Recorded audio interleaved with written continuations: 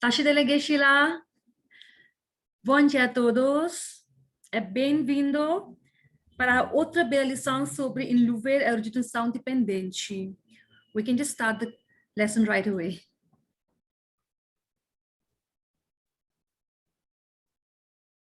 Geshila? Yes. Tashi Delek, welcome you all to the second session of In Praise of Dependent Origination. Então, Tashi Delek, todos bem-vindos a esse segundo dia dos ensinamentos sobre o Louvor, Originação Dependente. And today is going to be quite technical topic. Yesterday was like the background as to why we need to see the reality, why we need to ignite the light of the wisdom. So the background was given yesterday. And today, what is this light? This is what we have discussed today. Então, hoje, o nosso tema vai ser um pouco mais técnico, né? Ontem, o Geshe explicou para nós a base, o pano de fundo, assim, do ensinamento, né? Que é, essencialmente, por que ver a realidade, né? Por que acender essa luz da sabedoria. E hoje, nós vamos estudar, então, o que é essa luz da sabedoria. Okay.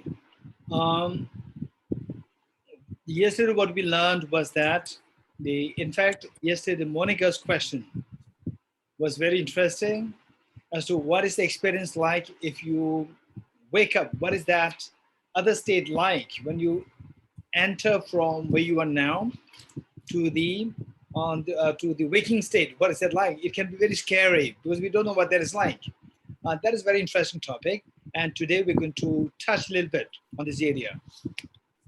Então, a pergunta da Mônica, que acabou de entrar agora, acabei de botar ela para dentro, a pergunta da Mônica ontem foi muito interessante, né? A pergunta dela foi assim, que a gente pode sentir medo, né? O que é estar nesse estado de iluminação, né? Como é que é entrar nesse estado? Que isso pode nos trazer medo, né? Nos causar medo. Então, hoje o Geshe vai falar mais sobre isso também. And this experience, where we will go on the waking up. The example that I gave yesterday was that while we were in the bed, we also dream. So dream, you enter in the world of dream while you are still in the bed. These two coexist.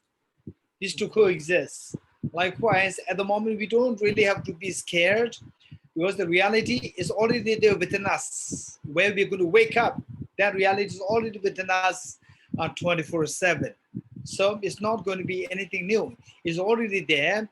And the fact that we are not affected, the fact that we don't feel scared of anything when you are calm, peaceful, compassionate, loving, you are happy. So in fact, the experience is going to be extremely profound. At the most, you will have a sense of awe, sense of wonder, how profound that is. Então, ontem o Geshe explicou... Então, o Geshe ontem estava explicando essa experiência, né, de despertar, né, usando o exemplo de quando nós estamos dormindo na cama e sonhando, né? Ao mesmo tempo que o nosso corpo está, que a gente está deitado na cama, a gente está sonhando. As duas coisas coexistem, né? A gente, da mesma maneira, hoje, nesse momento, a realidade é essa última, para onde a gente tem, né, entre aspas, vai quando atinge a iluminação, já está dentro de nós, quer dizer, a gente já está também com essas duas realidades coexistindo, né, nesse momento. Então, o fato de a gente não sentir medo quando a gente está tranquilo, quando a gente está amoroso, compassivo, isso é indicativo de que a gente não precisa sentir medo. Na verdade, a gente vai sentir um maravilhamento, né, com esse estado profundo, maravilhoso. É isso que vai surgir em nós, não um medo. Isso já está aqui 24 horas do dia, 7 dias por semana. A gente não tem o que sentir medo. Então. Okay, so the point is that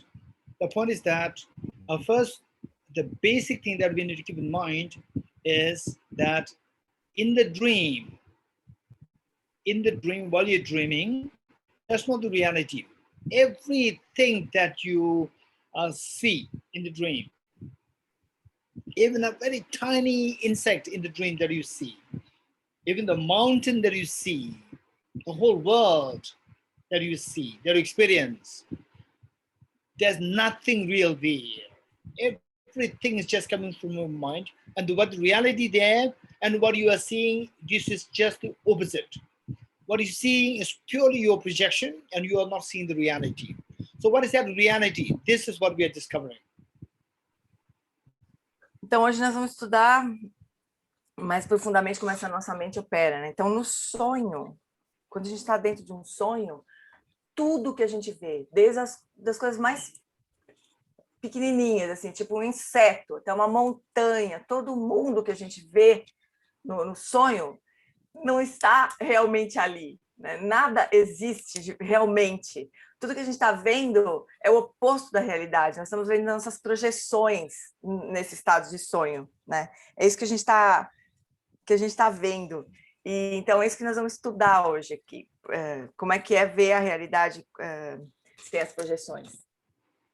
And we have 3 sessions, and I can see that many of you you have been taking part in these classes earlier as well. Eventually, I would suggest each one of us to go through more systematic studies of this, how what we are seeing is not the reality. The reality is very different. So this requires more systematic studies, and then once quite complete, then see if you can apply this in your meditation to gradually wake up from this sleep of ignorance gradually.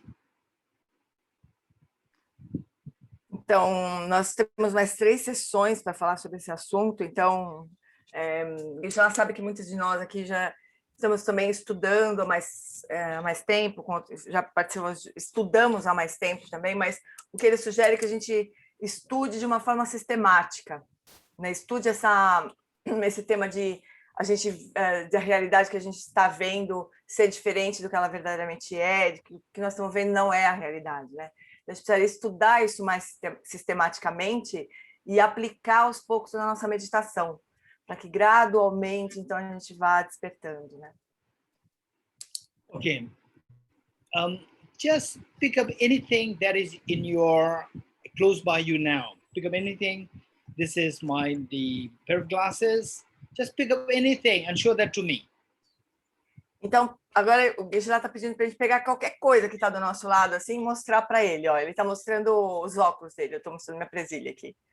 Okay. Qualquer coisa, pega qualquer coisa e mostra para ele.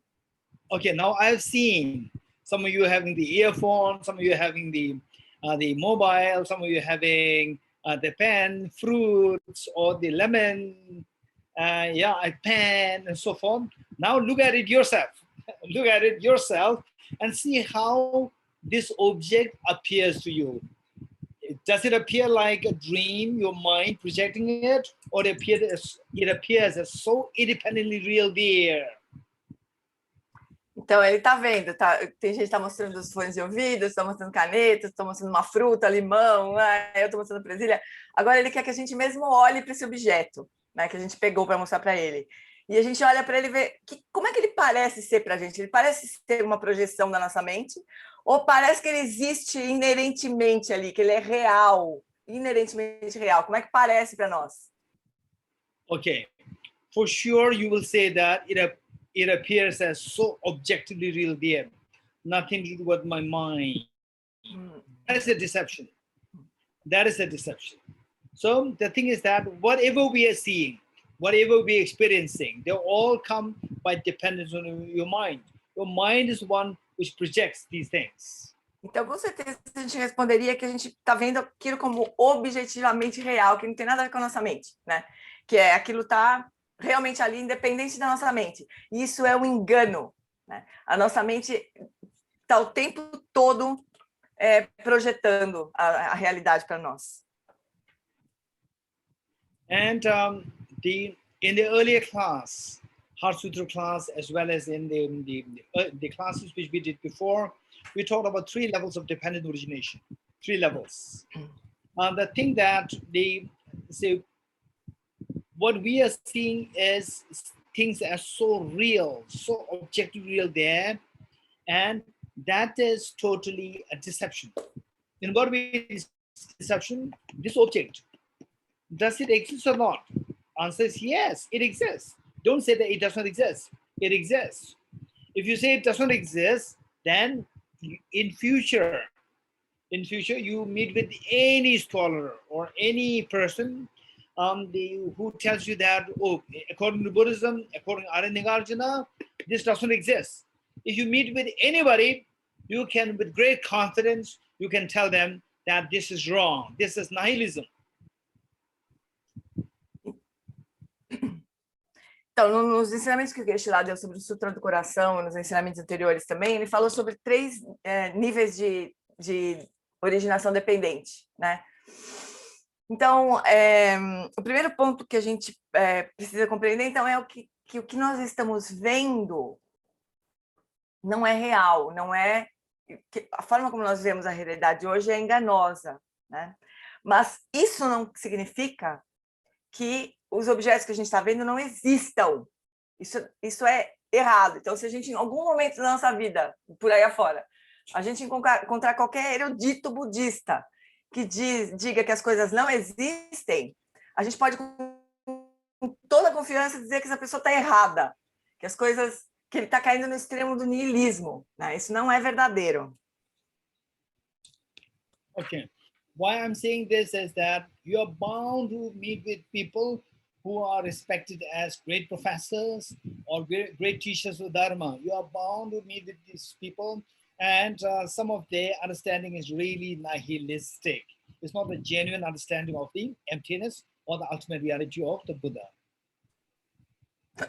E o Geshe está dizendo isso para nós porque nós vamos encontrar, com certeza, grandes pessoas que se dizem grandes professores, né, grandes eruditos, que têm uma visão nihilista, que não têm a compreensão correta da vacuidade, né, da visão de Nagarjuna. Eles não têm essa compreensão. Então, nós vamos encontrar pessoas assim. And yesterday, what the question raised by Anna, what we need to keep in mind is that this ultimate reality that we're going to learn now, this is something which the Buddha discovered. He did not invent. This is so important for us to know, because this reality existed as a reality even before the Prince Siddhartha became Buddha. So he discovered it. He did not invent it. Então, sobre a pergunta da Ana de ontem, né, o Geshe também está comentando que essa realidade última que o Buda descreve, ele descobriu essa realidade, ele não inventou. Essa realidade já estava ali, presente, muito tempo antes do príncipe Siddhartha existir. Ele não inventou nada. So it is so important for us to know, to wake up, the way Monica asked yesterday, how to wake up. Wake up by means of, let's say, from Brazil, if you want to come to India, if I want to come to India, from India to Brazil, we have to use the medium of the aeroplane. So likewise, in order to wake up from the sleep of the ignorance to the sleep of the to the state of the awakening, in order to wake up fully, we need to use the medium of the understanding of dependent origination. Então, sobre a pergunta da Mônica também ontem, né, sobre despertar, né? Se a gente quiser ir do Brasil para a Índia ou da Índia para o Brasil, nós vamos precisar pegar um avião para fazer esse percurso, né? Da mesma maneira, para fazer esse percurso do sono da ignorância, né, para despertar desse sono da ignorância para o despertar, né, da sabedoria, nós vamos precisar usar como meio a compreensão da originação dependente. So, the dependent origination, given that understanding of dependent origination is the medium which will help us, understanding which will help us gradually wake up from the sleep of ignorance. So therefore, dependent origination has many layers. Commonly is taught with 3 layers of dependent origination. So this is extremely important to think about dependent origination in our day-to-day life. Então, a originação dependente, a compreensão da originação dependente, então é o veículo, né? É o meio que vai nos ajudar a despertar desse sono da ignorância, né? Mas a originação dependente, ela tem camadas, né? A gente vai avançar gradualmente. Então, se diz que ela tem principalmente 3 camadas, né? E é muito importante, então, que a gente traga a visão da originação dependente para a nossa vida cotidiana, que a gente enxergue no nosso dia a dia. Okay, so dependent origination, to review what we did earlier, 3 layers of dependent origination. Number 1, dependent origination of the results, dependence on the causes.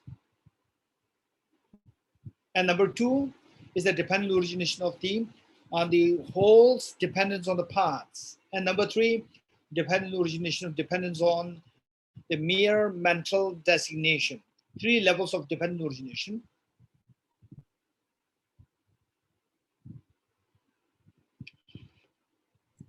Jane, você tá com o microfone fechado. Desculpa.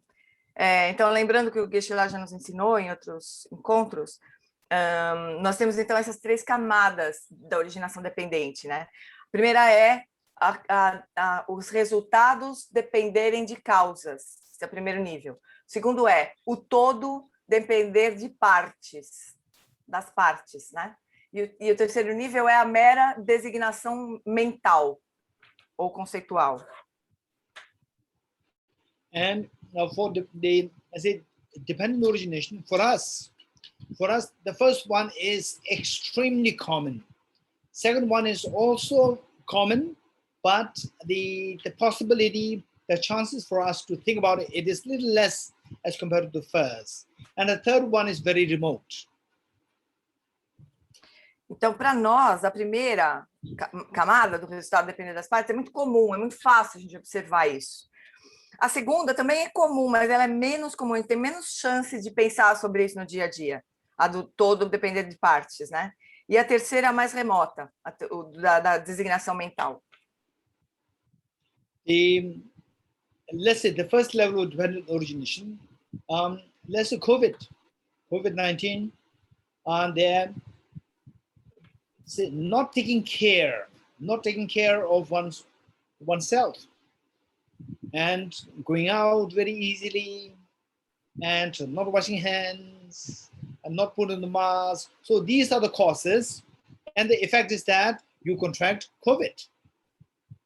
So this is the cause of a relationship. Whereas you stay at home, and wash your hands, put on the mask. So these will remove the cause of the COVID. So therefore you are free from COVID. Então, vamos supor o primeiro tipo de originação dependente, né, dos resultados e das causas, né? Vamos tomar o exemplo da Covid-19. Então, não tomar cuidado, então sair por aí sem lavar a mão, sem usar máscara, e isso pode ser a causa de a gente contrair a doença, né? Se contaminar com Covid. Por outro lado, se a gente ficar em casa, lavar as mãos, usar máscara quando sair, nós estamos removendo as causas que poderiam levar à contaminação, à contaminação com Covid. So it is extremely important to think about the efficacy of the cause and effect. Dependent origination of the effects depends on the cause. This is so important because all our experiences, happiness, miseries, and the nirvana, Buddhahood, samsara, they're all operating on the basis of cause and effect dependent origination. Então, é muito importante a gente refletir sobre essa causalidade, sobre a originação dependente baseada na causa e efeito. Porque todas as nossas experiências de felicidade, de sofrimento, samsara, nirvana, iluminação, todas elas operam dentro dessa lógica da causalidade, né? da lei da causa e efeito. Okay, so this cause effect dependent origination, which is so important. If you think about it very properly, and the deeper you gain conviction in this, then a layer of ignorance pertaining to dependent origination will be removed, and then this is how we wake up. Então, é muito, muito importante a gente refletir sobre a causa e efeito, sobre como isso funciona, né? E aos poucos, conforme a gente vai refletindo e sobre a originação dependente baseada na causa e efeito, a gente vai removendo camadas da ignorância. Assim a gente vai gradualmente despertando. Okay, so as we see dependent origination, cause-effect dependent origination, it is advised by Lama Tsongkhapa, the author of the text, that always remember that since that COVID came into being by dependence on the causes, it is not independent. It is empty of independent existence.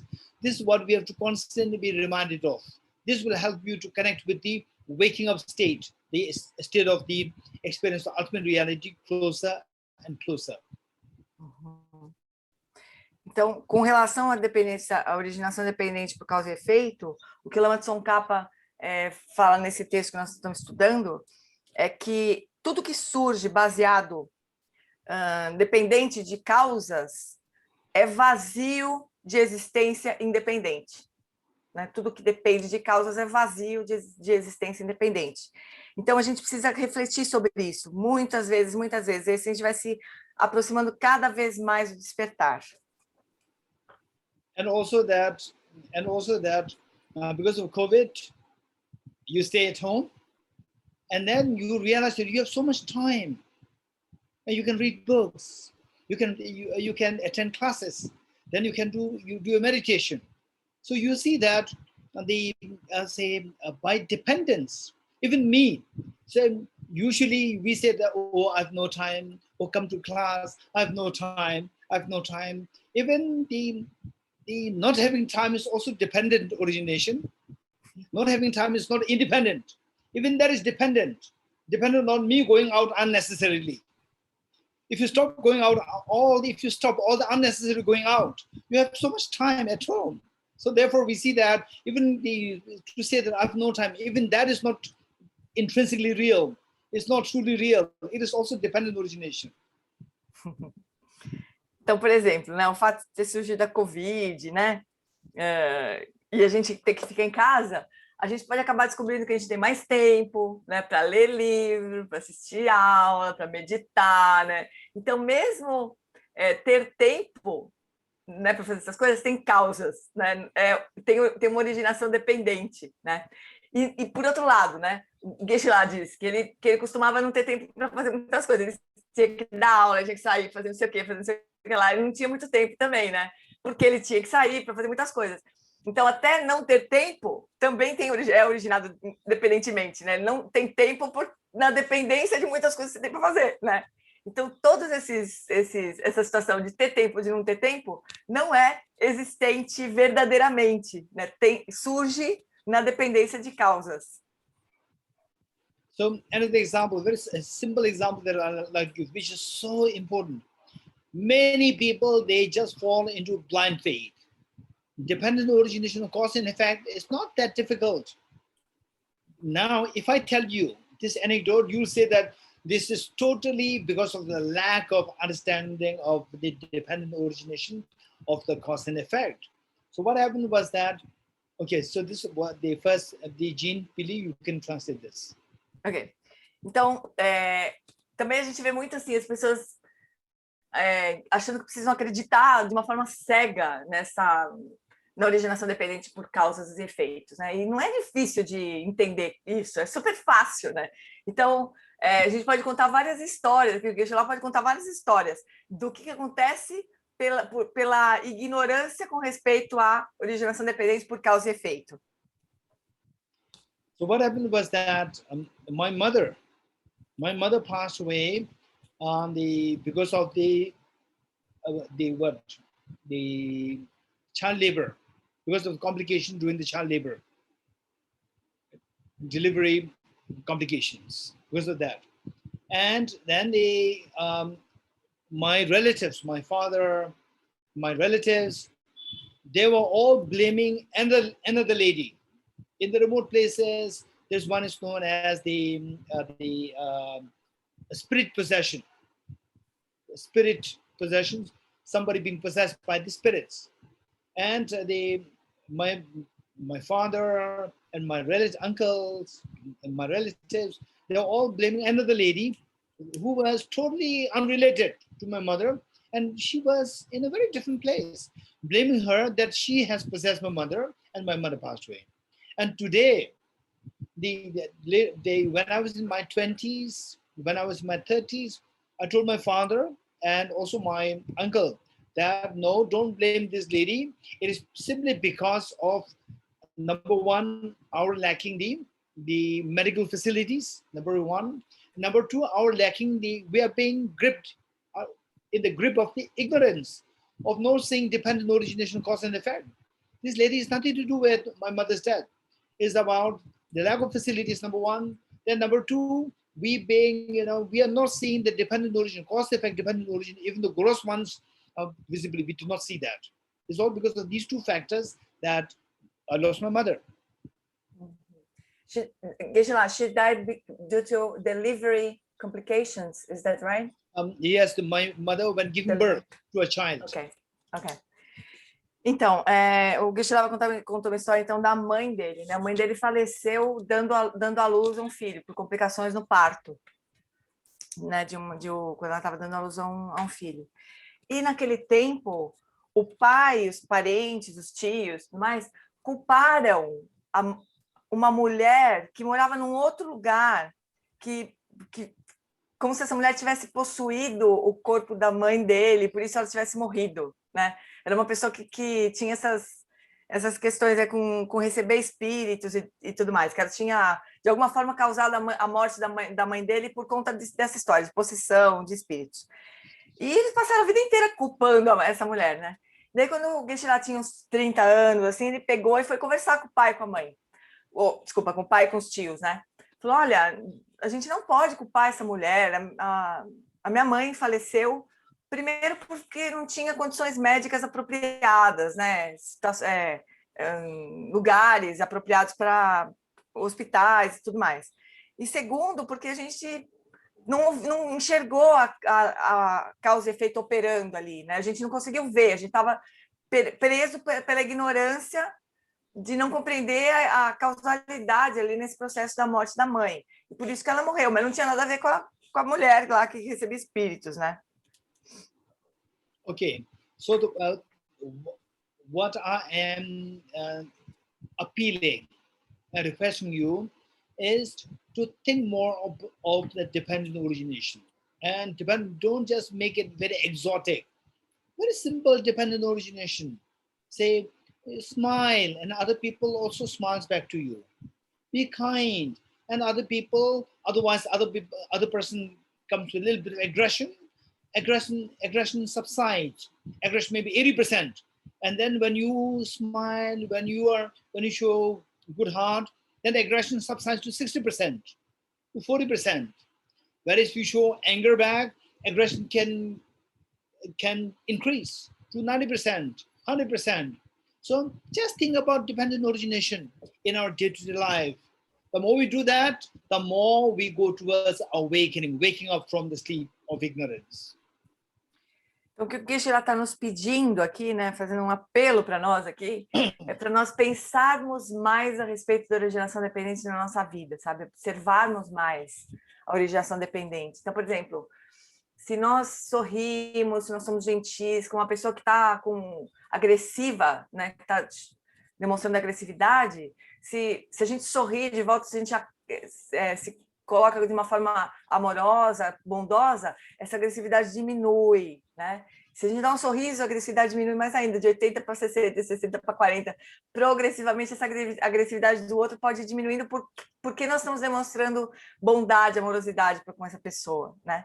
E, por outro lado, se a gente demonstra raiva, a agressividade da pessoa sobe, né? Então, a gente precisa contemplar a causa e efeito na nossa vida, para a gente poder cada vez mais ir despertando desse sonho da ignorância. Pouco a pouco a gente vai despertando desse sonho da ignorância, desse sono da ignorância. Okay, so while we think about dependent origination, the simplest ones to the complicated ones we are learning here, and the simpler ones we can see every day. We already know, the dependent origination. By dependence on remaining, not eating anything, you become hungry. By dependence on not eating anything, when you are a COVID patient, you neglect eating food because of not having appetite, then your COVID, the virus can really attack your lungs and your body badly. So by dependence on not eating food, the COVID worsening comes to origination. All these things we have to reflect on so well. So therefore, now I'm getting lots of, say requests coming from my friends. Please say pray for this person. I'm a COVID patient. Please pray for me. So I say more than prayers. I say that I don't know how effective my prayer is, but what I'm going to say will be really effective. This is what I tell them: is that for sure you will lose appetite. You will not feel like eating food. You will feel fatigue. Under such situation, don't give up. Keep eating food, keep eating food, keep eating food. If you do that, your body will remain strong. Your body will fight. You don't have to fight with COVID. Your body will fight with the COVID. So this is the real prayer, I tell them. Because this is the prayer of the dependent origination. By dependence on eating the food well, then the fighting with the COVID originates.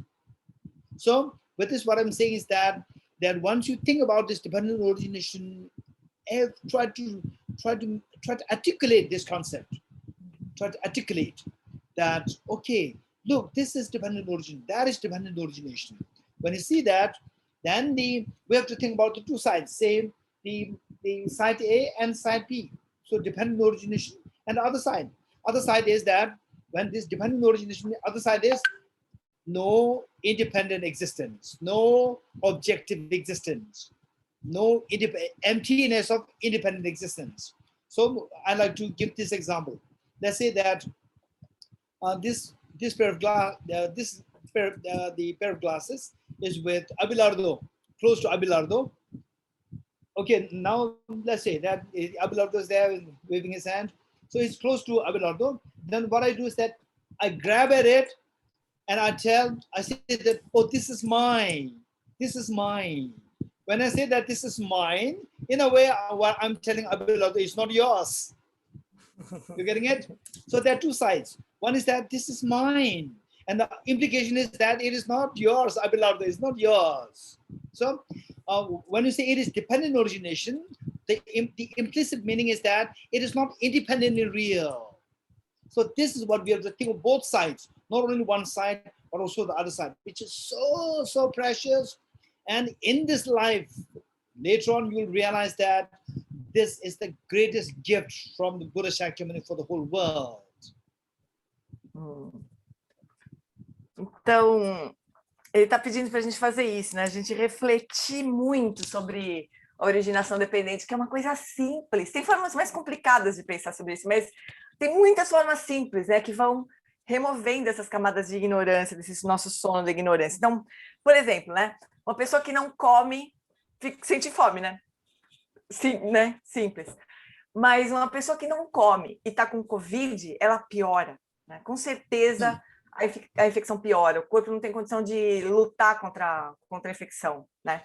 Então, as pessoas hoje em dia vêm pedir para o Geshe lá para ele rezar para as pessoas que estão doentes com Covid na Índia, os parentes todos vêm pedir para ele rezar, e ele fala, eu vou rezar, mas eu não sei bem que efeito tem a minha prece, mas o que eu sei que tem efeito é o seguinte: você vai, quando você está doente, você vai perder a fome, mas você não deixe de comer. Você vai se sentir cansado, mas você não desista, você continue comendo, porque daí vai surgir a resistência do seu corpo. O seu corpo vai conseguir lutar contra a doença. Isso é originação dependente, né? Então, a gente come, o que surge é a capacidade do corpo de lutar contra a doença. Então, é dessa maneira que o Geshe lá quer que a gente pense, sabe? E que a gente reflita sobre muitas coisas da nossa vida. A gente tem que ver mais e mais isso acontecendo. Porque o que acontece? Existem dois lados dessa moeda, dessa reflexão que o Geshe está propondo para a gente, né? Um lado é originação dependente, o outro lado é inexistência inerente, quer dizer, um lado é dependência, originação dependente, o outro lado é que as coisas não existem de forma independente, elas são vazias de existência independente, ou existência inerente, né? São dois lados de uma mesma moeda. Então, por exemplo, ele deu o exemplo lá que o Geshe está com o óculos dele na mão, né? Aí ele fala, tá na frente do Abelardo, vamos dizer, o óculos do Geshe tá lá na frente do Abelardo, aí o Geshe vai lá, pega o negócio e fala assim, isso aqui é meu, né? Esses óculos são meus. O que significa? Uma coisa, um ponto que significa, esses óculos são meus, o que significa também é que não são do Abelardo, né? Dois lados de uma mesma moeda. Se são meus, o que o Geshe está dizendo, não são do Abelardo, né? Então, da mesma maneira, um lado é originação dependente, a outra é que as coisas são vazias de existência independente. Se a gente compreender isto nesta vida, né, esse vai ser o melhor presente que o Buda Sakyamuni nos deu, de compreender a originação dependente nesta vida.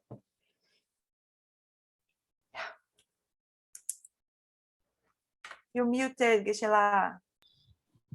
Jin Piri, now screen sharing. Okay. Screen sharing. We're on stanza 5.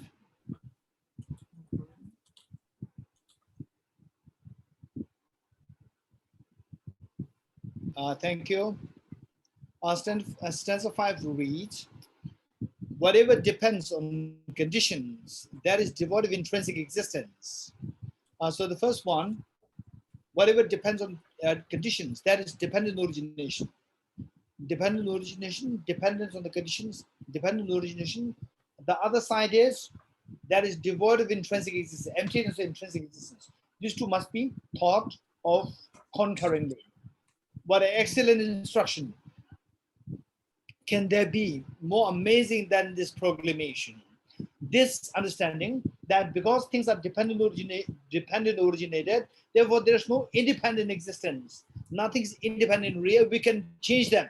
We can change them because they are dependently originated. Nothing is independent. This is amazing teaching which you, the Buddha, taught. This is stanza 5. Então, esse verso 5 está dizendo isso. Tudo sem exceção, que depende de condições, é desprovido de existência intrínseca. Então, esses são esses dois lados que o Geshe estava explicando para a gente. Por um lado, a dependência, a originação dependente. Por outro lado, tudo é desprovido de existência intrínseca, não é intrinsecamente real, né? Que instrução mais excelente, mais incrível, que instrução excelente, mais incrível pode existir do que essa afirmação, né? Afirmar que todas as coisas surgem por dependência, por originação dependente, portanto não tem existência intrínseca, não são independentemente reais. Okay. Number 6 reads, by grasping at it, this child is strengthened and bondage to extreme views. For the wise, this very fact is the doorway to cut free from the net of elaborations. Okay, let's say that in the dream, imagine that you dream of being in a forest for a holiday, adventure, and then suddenly a tiger appears. And there's so much of fear within you. And then someone says, why are you scared? Then you say that because of the tiger. So you are talking about the dependent origination. By dependence on the appearance of the tiger, I have the fear. Dependent origination. So for this person, by understanding why he is using the understanding of dependent origination to solidify this belief that it is real. Whereas the wise people will see that, okay, this forest has no tiger actually, and suddenly a tiger come in. This is like say the tsunami. This is like Arctic Ocean suddenly coming into the desert, which is not possible. So it must be dream. Because of this dependent origination, It's not real. It's coming from my mind. There's nothing independent there. So why one person see the dependent origination and use that to come out of the dream, and the other person seeing this dependent origination, why? Because of this tiger, there's so much of fear, I must run. So we'll reestablish or will reinforce the belief in the dream to be real. So there are two different people, wise and unwise. Então, vamos... O Geshe está explicando essa coisa da pessoa que é sábia e a que não é sábia, né? Então, vamos supor que você está sonhando, que você está numa floresta, uma floresta tranquila, assim, você está passeando na floresta, né? Aí, de repente, aparece um tigre, e você sai correndo, morrendo de medo do tigre. Aí alguém para você e fala, meu, o que está acontecendo? Por que você está com medo? Você fala assim, estou com medo porque surgiu um tigre aí, né? Então, essa pessoa que está com medo correndo na floresta, ela tá usando a originação dependente para solidificar o medo. Ela está com medo por causa do tigre, né? Uma outra pessoa, essa seria não sábia, ela usa a originação dependente para solidificar o medo, né? Essa outra pessoa olha para aquilo e fala assim, mas tigre nessa floresta?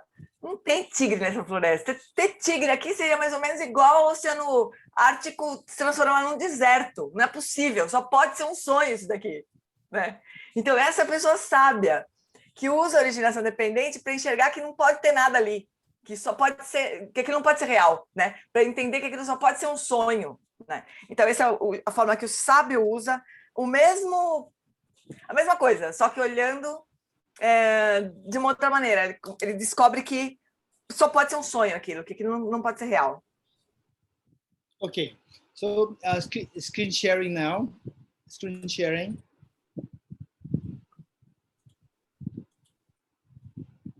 Stanza 6. By grasping at it, it refers to dependent origination. The childish strengthen bondage to extreme views. The childish will be strengthen the grasping at the extreme view. Independent existence. They will strengthen their belief in the independent existence, the dream as real. Whereas for the wise, this very fact means dependent origination, is the doorway to cut free from the net of elaborations of the dream, elaborations of the strip of ignorance. Então, verso 6, né? Por meio da fixação, o imaturo, né, o não sábio, no caso da história que a gente já contou, fortifica o aprisionamento a visões extremas. Naquele primeiro caso, ele se apegou àquilo para solidificar ainda mais o medo. Usou a originação dependente para isso. Para o sábio, esse mesmo fato, ou seja, a originação dependente, é a porta de entrada para se libertar da rede de elaborações. Então, o sábio pega esse mesmo fato, quer dizer, a originação dependente, e usa aquilo para descobrir que aquilo é um sonho e que não é real. Stanza 7 now. Stanza 7. Okay. Since this teaching is not seen elsewhere, this teaching of dependent origination leading to dissolidification of the objects, leading to waking up from the sleep of ignorance, this is brought to this earth by the Buddha Shakyamuni for the first time. It's because of this that you alone are the teacher. You alone the teacher. Anybody can be called teacher. They say at some Buddha, there are so many people who are respected as teachers, but then they are simply namesake teachers. But you are the real teacher. Teacher means somebody who can teach you how to free you from all the problems. And you, the Buddha Shakyamuni, you are the first one who taught this, allowing us to be freed from this sleep of ignorance. Então, esse verso 7, né, uma vez que esse ensinamento não é encontrado em outros lugares, quer dizer, esse ensinamento sobre originação dependente, que dessolidifica, que tira a solidez de todas as coisas, né, que nos desperta da ignorância, esse ensinamento não é encontrado em outros lugares. O Buda foi o primeiro que articulou esse ensinamento, que nos ensinou. Então, qualquer um pode ser chamado de professor, mas esse professor que nos ensina a liberação de todo o sofrimento, esse é o professor, né? É o grande professor. Esse que pode nos ensinar a nos libertar de todos os problemas. And so they say at the time of the Buddha, there were so many other people who are respected as teachers by their own traditions, their own followers. And so these people are referred to as the teacher. Simply, it is like calling a fox a lion. Lion means somebody who's very strong and powerful, but actually it's a fox. It doesn't really have that power, but people think that this fox is a lion. So whereas for you, the Buddha, it is very different. You are the real lion. You are the one who can really teach, to guide the people from the darkness of miseries to the light of ultimate happiness. So for the other teachers contemporary with you, that people addressing them as teachers is a word of flattery, calling a fox a lion. Então, no tempo do Buda tinha muitas outras pessoas que eram consideradas professores de outras tradições, né?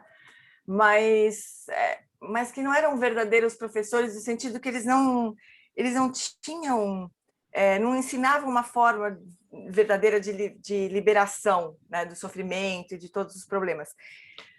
Então, eles seria mais chamar essas pessoas de professores, seria como chamar uma raposa de leão, né? Tipo, chama de leão, mas não é só uma raposa, ela não tem o poder de um leão, né? O poder, the energy, the power here in my house is street. Let's see. Sorry.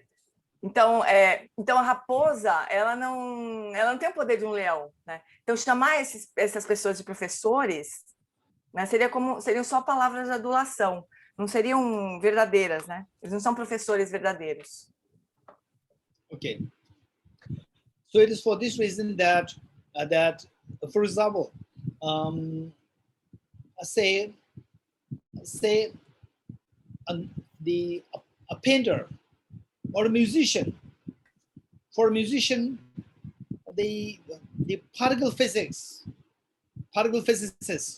they are brilliant people, but the particle physics, even if you don't know that, it doesn't matter. Even if you don't know the sophistications of the particle physics, calculus, derivatives, all these very complicated things which I learned when I was in high school. For other people, even if you don't know this, it will not really matter. It will not affect your life. Whereas this concept of dependent origination and the emptiness of independent existence, if you know this, your problems dissolve. If you don't know this, you continue to suffer. So therefore, this teaching plays a very important role. Anybody who can teach this properly is the real teacher. Anybody who can teach this properly is the real refuge and the wondrous speaker and the wondrous savior. I pay homage to that teacher, the Buddha Shakyamuni, who taught well this concept of dependent origination. Stanza 8. Então, por exemplo, né, para um músico, para uma pessoa normal também, né, quando ela vai ver tudo que um físico estuda, aqueles cálculos super complicados, né, que o Geshe adorava quando ela era jovem, mas super complicados, para uma pessoa que não é um físico, aquilo não faz diferença, aquilo não afeta a vida dele, né? Não importa, na verdade, né? Mas o ensinamento que o Buda nos deu sobre a originação dependente, sobre a vacuidade de existência inerente, isso elimina o sofrimento, acaba com todos os problemas, né? Nos leva à iluminação, então isso importa, né? E quem ensina, uma pessoa que ensina isso, deve realmente ser considerado um professor extraordinário, um refúgio extraordinário, um orador extraordinário, um salvador extraordinário. Então, presta homenagem a esse professor que ensinou com perfeição a originação dependente. Verso 8. Okay, the next stanza. To help heal sentient beings, O benefactor, you have taught the peerless reason to ascertain emptiness, the heart of the teaching. So what we learned about, say, the fear in the dream. Fear in the dream, say, a tiger chasing you in the dream. For that matter, what we need to do is that we have to, how we can be freed from this fear. Yesterday, in fact, somebody said it very nicely. Wake up. So likewise, we wake up from the sleep and the fear dissolves. When you wake up, what is happening? Cognitively, what is happening? Cognitively, what is happening is that what we experienced before, which are responsible for creating the fear, those experiences seen as real, they are empty. Experience seen as real, they are empty of being real, empty. So we have to know that they're not real, they're empty, then the fear dissolves. That is what heals us. We are freed from we are freed. The moment we realize that everything is just coming through mind, they're not real. As we see, your fears dissolve. Because that being the case, we have to see that what we are seeing is not real. What we are seeing is empty of being real, empty of being objectively real. So how to get it? How to see this? This is the question. Então, estanza 9, o verso 9. Para ajudar a curar os seres sencientes, ó benfeitor, você ensinou a lógica inigualável para determinar a vacuidade, o coração dos ensinamentos. Então, o que significa isso, né? Quando a gente está sonhando e surge o tigre no nosso sonho, a gente fica com medo, né? E o que a gente faz para se livrar do medo? Como o Geshe perguntou ontem e alguém respondeu, a gente acorda, simplesmente, né? Daí, quando a gente desperta daquele sonho e lembra do sonho que dava medo na gente, né? A gente vê que aquele sonho não era real, ele era vazio de ser real, né? E aí, por isso, o medo desaparece. Então, isso nos cura do medo, né? Então, enxergar que tudo que nós vemos não é real, não é inerentemente real, como parece ser para nós, como nós parecemos ver, né? Nos cura do medo, nos cura do sofrimento. Então, o que o Buda ensinou foi que todas as coisas são vazias de existência objetivamente real. Então, essa é a cura que o Lama Tsongkhapa se refere aqui. Okay. And now, how to see that what we are seeing, these are all just empty of being real? How to see this? So for this, we have to know dependent origination. They're empty of being independently real, they're dependent originated. So the Buddha used the concept of dependent origination to tell us how what we are seeing is not real. So this stanza 9 reads, to help heal sentient beings, O benefactor, benefactor meaning the Buddha, you have taught the peerless reason, the reason of dependent origination to ascertain meaning to understand, to come to the conclusion, to gain conviction that emptiness of being real, the heart of the teaching. So the dependent origination, which the Buddha taught, is the heart of the teaching of the Buddha to help us to realize, to discover that what we are seeing is empty of being real. Então, como é que o Buda fez para nos ensinar que todas as coisas são vazias, de existência inerente, né, de existência objetiva real? Ele ensinou a originação dependente. Então, essa é a forma como que o Buda ensinou para que a gente possa enxergar as coisas como sendo vazias. Então, para ajudar a curar os seres, ó benfeitor, você ensinou a lógica inigualável. A lógica é a originação dependente, o raciocínio, a forma de pensar sobre as coisas. É a lógica da originação dependente, que é inigualável para determinar, ou seja, para que a gente tenha convicção, para a gente chegar nessa conclusão de que as coisas são vazias, que a vacuidade, a originação dependente, que é o coração dos ensinamentos do Buda. When I was in school as a young boy, the first time when I learned that the Mount Everest, it was a very new mountain. It just came because of the two land. They moved closer towards each other, and then there's inertia coming, and then it became like I could not believe that. Initially, when this introduced me, I could not believe that. Earlier, I did hear about Mount Everest, but I thought that, oh, this is so strong, the highest mountain, and it is in my country, Tibet. It is in my country, the highest mountain. We feel proud of that, and I see as though like this is so permanent, this is so independent. This was what I thought. So now imagine that in your dream, say you are like me when you are a very young boy or a young girl, age 7, 8, 9, and then you learn that before you learned this, that the Mount Everest is because of the two land coming and then the hitting each other and then climbing and become Mount Everest. So before that being introduced to you, so let's say that in your dream, there can be like two dreams. One who believes that this Mount Everest is not dependently originated. This is so independently real, right? So therefore, while you say that the Mount Everest is not independently real, it is not dependently real. It is independently real. It's so independent. When you believe in this, you will not think of waking up from the sleep. You will continue to fall asleep. Number two, there's another category who says, no. This Mount Everest is dependently originated, but depends on the two lands coming together and then hitting each other and then rising and they become a mountain. So by dependent origination, it is real. So therefore, it's real. Again, the does not wake up. Continue to see. So therefore, there are two categories. One who said that it is dependent originated, but it's real. Another one who said that it is not dependent originated. It's independent real. So therefore, it is real. Both of them, they don't want to wake up. They will not wake up.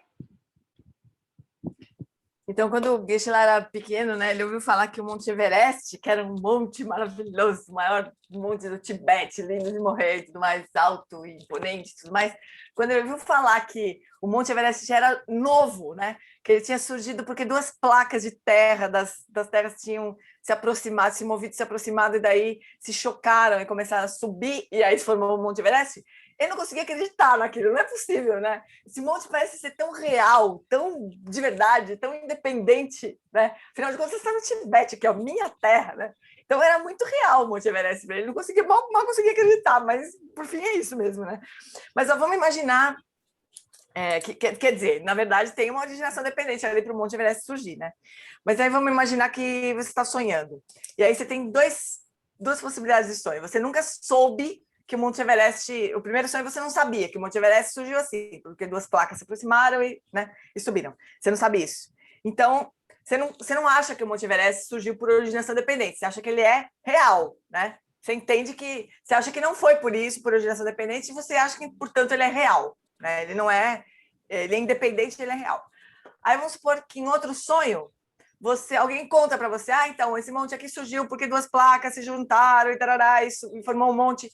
Aí você entende a originação dependente, mas o Monte Everest é real para você, né? Das duas formas, as duas pessoas continuam sonhando, né? Um acha que a originação, não conhece a originação dependente, não acha que foi por isso que surgiu, e portanto o Monte Everest é real. O outro acha que foi porque duas placas se juntaram, fizeram assim, e surgiu o Monte Everest por originação dependente, portanto, é real, né? Então, nas duas maneiras, as pessoas estão sonhando, continuam sonhando, elas não despertaram. Okay. So who are these people? These are the examples. Who are these people? This could be a question. In fact, at the time of the Buddha, there were so many teachers who taught that things are independently real. The self is independently real. So these are the people who said they are like the example of the people in the dream saying that, oh, Mount Everest, nobody created it. It's independently real. So it's one class. And then those who said that, no, it came into being by dependence on the two lands hitting each other and then rising high. And therefore it is real. So these are the Buddhist philosophers who are the non, except for Prasangika, for the non-Prasangika Buddhist philosophers. Within Buddhism, there are 4 schools. The first 3 schools, they believe that things are dependently originated, but they are objectively real there. Então, quem que são essas pessoas desse sonho, né? Tem aquela que acha ninguém criou o Monte Everest, ele é independente, ele existe lá, real, completamente real. São um tipo de pessoa. Mas no tempo do Buda também surgiram escolas, depois do tempo do Buda, que compreendiam a originação dependente, né? Mas ainda assim achavam que as coisas eram reais, né? Então, o primeiro lá achava que tudo era real, a montanha, o eu, tudo era real. No caso dessas 3 escolas filosóficas que não são a Prasangika, não são as escolas Prasangicas, são as 3 que vêm antes da Prasangika, né? Nessa, não sei se é inferiores, mas enfim, 3 escolas que não são Prasangika, elas entendem a originação dependente, mas elas ainda assim acreditam que as coisas existem de verdade, são reais, existem, né? Embora tenham originação dependente. Okay. Then screen sharing, stanza 10.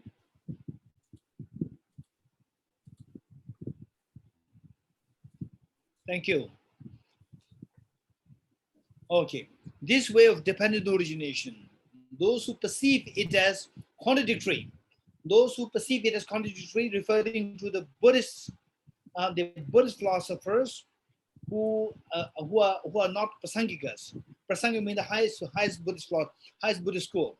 All the Buddhist schools below are Prasangika. So they say that it's contradictory. And I'll explain what it means by contradictory.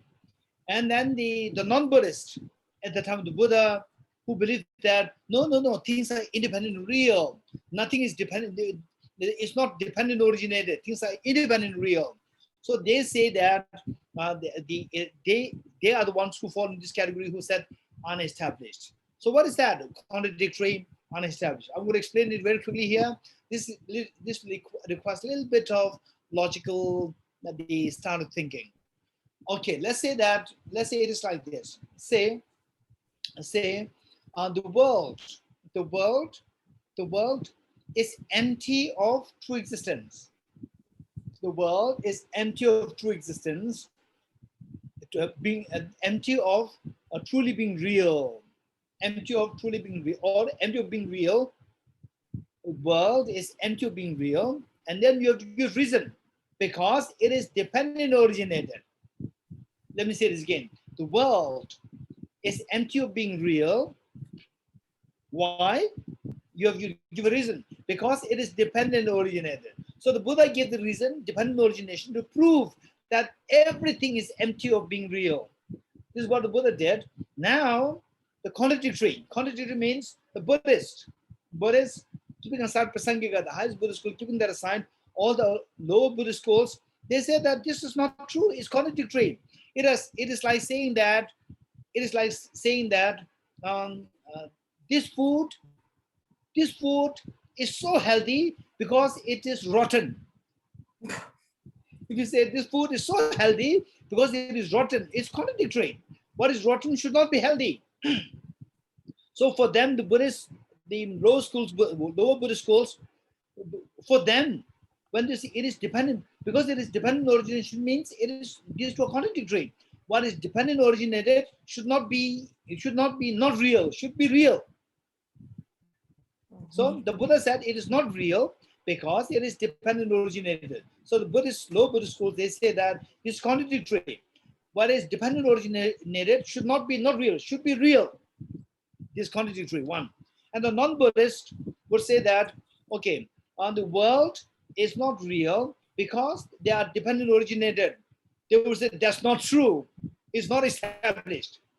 The world is not dependent originated. World is independent originated. It is not established. It is not true. Even the reason is not established.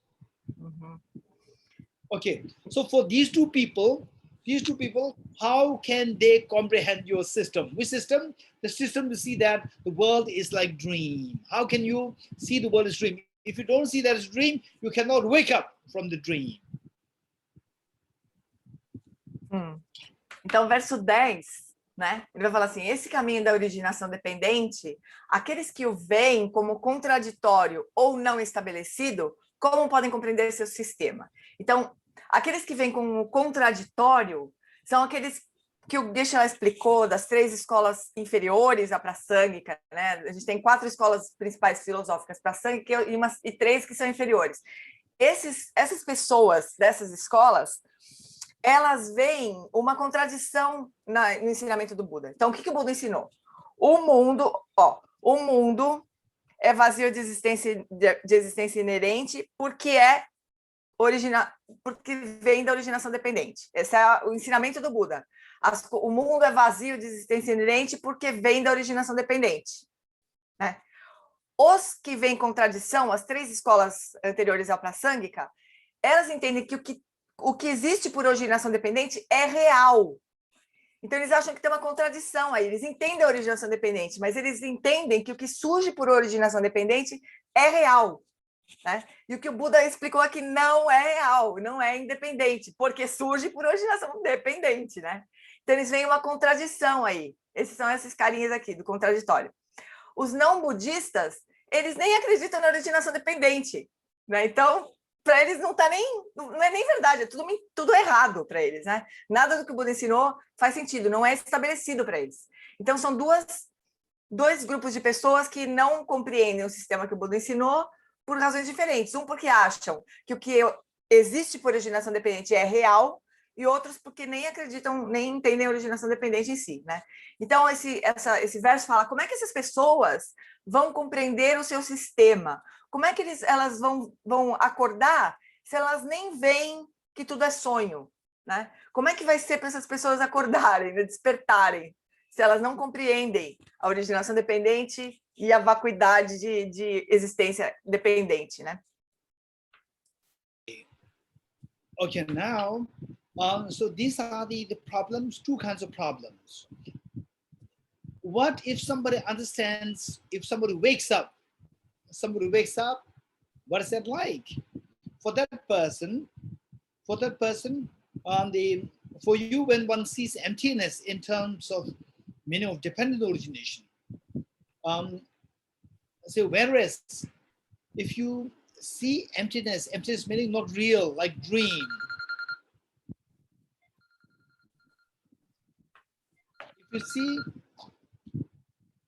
If you see emptiness, the world as not being real, on the basis of understanding dependent origination, then being devoid of intrinsic existence and possessing valid functions do not contradict. In other words, what is being said here is that when you see emptiness not real, there are 2 understandings. One is not real, meaning nothing exists, which is nihilism. And the other one is that not real because of being dependently originated. When you see that, when you see it in a correct way, then you don't see contradiction between emptiness not being real and also the functionality of the world.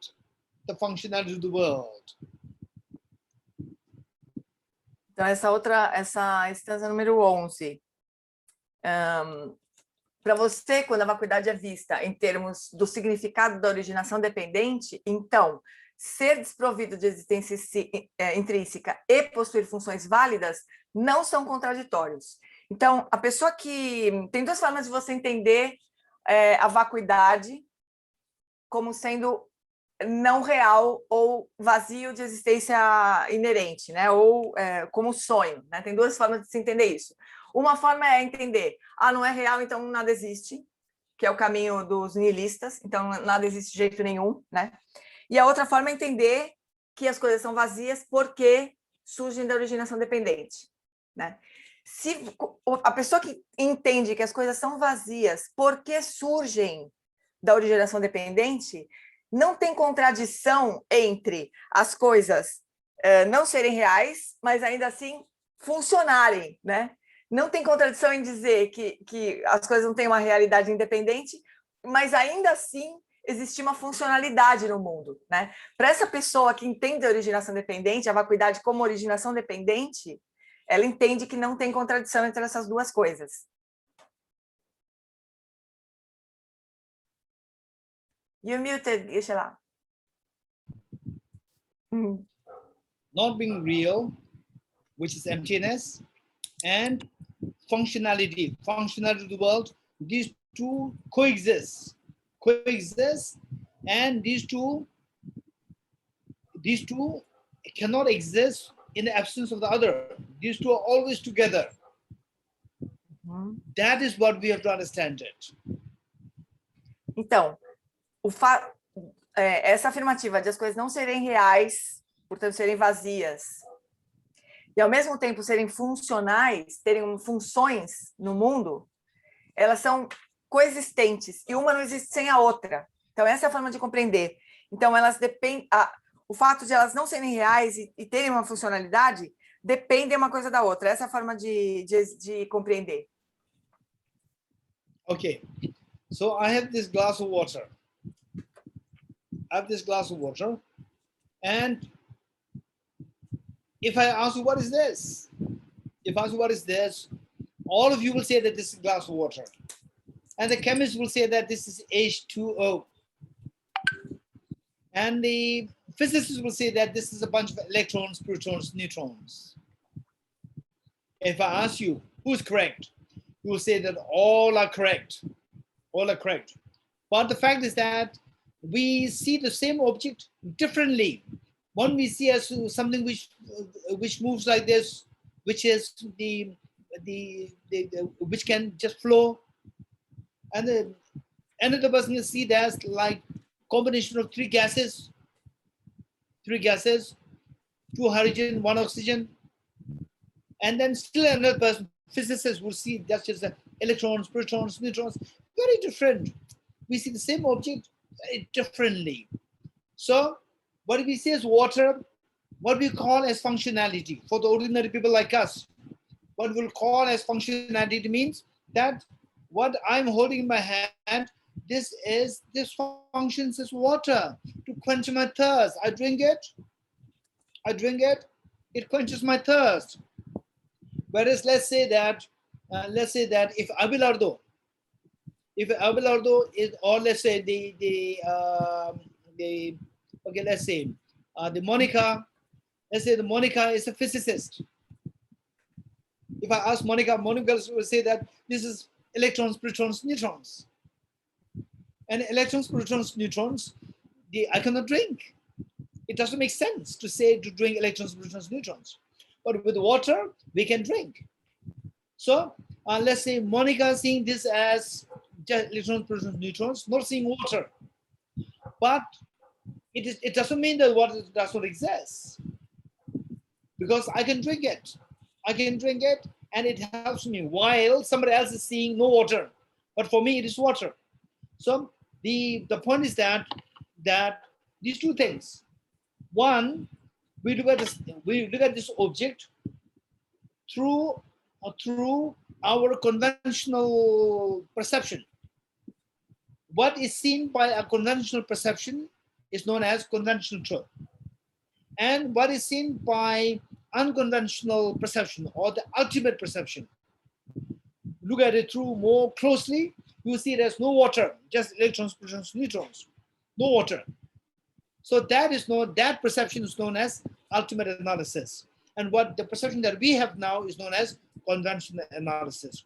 So how both are right is because that we are looking at the same object through two different lenses. One, the lens of the conventional analysis, and the other, the lens of the ultimate analysis. With the conventional analysis, you see the water. With the ultimate analysis, we see no water, absence of the water. Então vamos imaginar que o Geshe está lá com um copo d'água, né? Se ele perguntasse para a gente o que ele tinha na mão, todo mundo diria um copo d'água, né? Então as pessoas normalmente veriam aquilo como um copo d'água, mas vamos imaginar um químico, químico, ele veria aquilo como H2O, e um físico veria como prótons, elétrons e nêutrons, né? O mesmo copo d'água, né? Aí vamos dizer que a Mônica, ela é física, né? Então ela vê aquilo lá como elétron, próton e nêutron. E ela vê como não água, né? Mas o fato é que a água funciona como água. Se a gente beber, ela mata a sede, de qualquer jeito, né? Ela funciona dessa maneira. Então, a gente vê a funcionalidade da água, né? A gente vê como alguma coisa que flui, né? A percepção comum vê como algo que flui, mas o químico, ele vê como combinação de gases, né? De duas moléculas de duas moléculas de um gás e uma molécula de outro gás, né? Um físico vê como elétrons e prótons e nêutrons, né? E qual que está certo? A gente diria, bom, os três estão certos, só que eles estão olhando de pontos de vista diferentes, né? Da realidade convencional, do ponto de vista convencional, a gente vê a água, é uma análise que a gente chama análise convencional. Do ponto de vista último, ou usando a análise última, aquilo é não água, é elétron, próton e nêutron, né? Mas as duas coisas estão corretas, só olhando de lugares diferentes, né? De posições diferentes. So, when I say that this is water, when I say this is water, I'm drinking it, I'm enjoying this water. Monica said that this is bunch of electrons, protons, neutrons, no water. Both are correct. Both are correct. Both coexist. So what I see is the functionality. What the Monica sees is the ultimate reality of the emptiness. So these two coexist. These two are not contradictory. Então, o que o Geshe lá vê como água e toma e bebe e mata a sede, ele está vendo como funcionalidade. E o que a Mônica, que é física, está vendo como elétron, próton, nêutron e não água, né? Portanto, também está certo, né? Mas ela está vendo a realidade última. E essas duas coisas coexistem. Elas não são contraditórias, elas coexistem. Okay. So whereas if you don't see the emptiness on the basis of understanding dependent origination, if you don't see these two as compatible to each other, if you don't see these two things as the two sides of the same coin, then the problem is that when you say emptiness, emptiness means nothingness. When you say dependent origination, when you say something exists, the functionality means objectively real functionality. So emptiness means nothingness, functionality means objectively real. And these two cannot be seen as compatible. So this is the problem if you cannot see the emptiness in the light of dependent origination. Então, quando a gente não consegue ver a vacuidade e a originação dependente como dois lados de uma mesma moeda, nós temos um problema aí, né? Quando a gente acha só vê a vacuidade, só vê o lado da vacuidade, a gente acha que aquilo é nada. A gente cai numa visão nihilista. E quando a gente só enxerga a originação dependente, a gente cai na visão de que a funcionalidade é objetivamente real. Aí, então, nós temos um problema, quando nós não vemos as duas coisas como coexistentes. So those people who see emptiness and dependent origination as the two sides of the same coin, as opposed to that, in opposition to that, stanza 12 reads, whereas one sees the opposite meaning, who cannot see the compatibility between the emptiness and dependent originations. For them, since there can be no function in emptiness, what is empty means? Nothingness. You cannot establish the functionality of the world. And then when you posit the emptiness, no emptiness in what is function. You cannot posit emptiness in the function, something which is functional. Functional meaning, something which is functional meaning that it should be objectively real functioning. So you see these two things as contradictory. So this contradiction is like you falling into the abyss. Abyss meaning the cliff. You fall in the cliff and you will die. You cliff into the cliff of samsara. Então, quando a pessoa não consegue enxergar que a vacuidade e a originação dependente são dois lados de uma mesma moeda, né? Quando ela vê o oposto disso, quando ela vê as coisas como incompatíveis, né? Então, elas não conseguem ver função, elas não conseguem ver a funcionalidade na vacuidade e nem a vacuidade naquilo que tem função, né? Então, essa pessoa cai em um abismo terrível, você afirma, nesse abismo, nesse precipício do samsara, né? Ela não consegue ver a vacuidade e a originação dependente como coexistentes, né? Isso é o abismo do samsara. Ela caiu no nada da vacuidade ou na objetividade real da originação dependente? Stanza 13. Thank you. Okay, now, if one understands dependent origination in the correct way, what's the benefit? The benefit is that dependent origination has two sides, dependence and origination. Dependence, when you say dependence, dependence, opposite of dependence is independence. When you say dependence, it rejects independence. So by the first side, dependence, it rejects the extreme of independence or the extreme of absolutism. Whereas the other side, origination means something comes into origination, something comes into existence, which means that it is not nothingness, there is something there. So you reject the existence, non-existence. You reject nihilism. So and then when you bring the dependent and origination, the two together, then the two extremes are rejected. Extreme of nihilism and extreme of absolutism are rejected. Rejecting the two extremes is the middle way. So therefore, emptiness should be seen as dependent origination, and the dependent origination will be seen as the middle way. It is not nihilism. So this stanza, the 13 says that, therefore, in your teaching, in the teaching of the Buddha Shakyamuni, seeing dependent origination in the correct form is hailed, is praised. That too, in what way it is praised? That too not as an utter non-existence, that it is not nihilism, because it is dependent, because it is origination. Number two, origination. Because it is origination, it is not non-existence. Then the last line, nor as an intrinsic existence, nor as an independent intrinsic existence, because it is dependent, it is not independent. So it avoids two extremes, and it takes you to understanding of the emptiness as well as the existence, functionality. So the functionality, emptiness, these two are seen as the harmonious through the understanding of the dependent origination in the correct way. Então, quais são os benefícios de compreender a originação dependente, né? Então, vamos pensar. Originação significa que algo surgiu, quer dizer, algo se originou, né? Portanto, é o oposto do nada, de nada existir, né? Então, é o oposto do niilismo, essa é a originação, né? A palavra originação. Então, ela é oposta, ela combate a visão nihilista, de que nada existe. Dependente é o oposto de independente, certo? Então, ela refuta a independência das coisas, ela rejeita a independência. Então, ela rejeita a visão extrema do absolutismo, né? Então, a originação dependente rejeita os dois extremos, do niilismo e do absolutismo. E quando a gente compreende as duas juntas, né, a gente, então, está rejeitando os dois extremos. Essa é a visão do caminho do meio, né?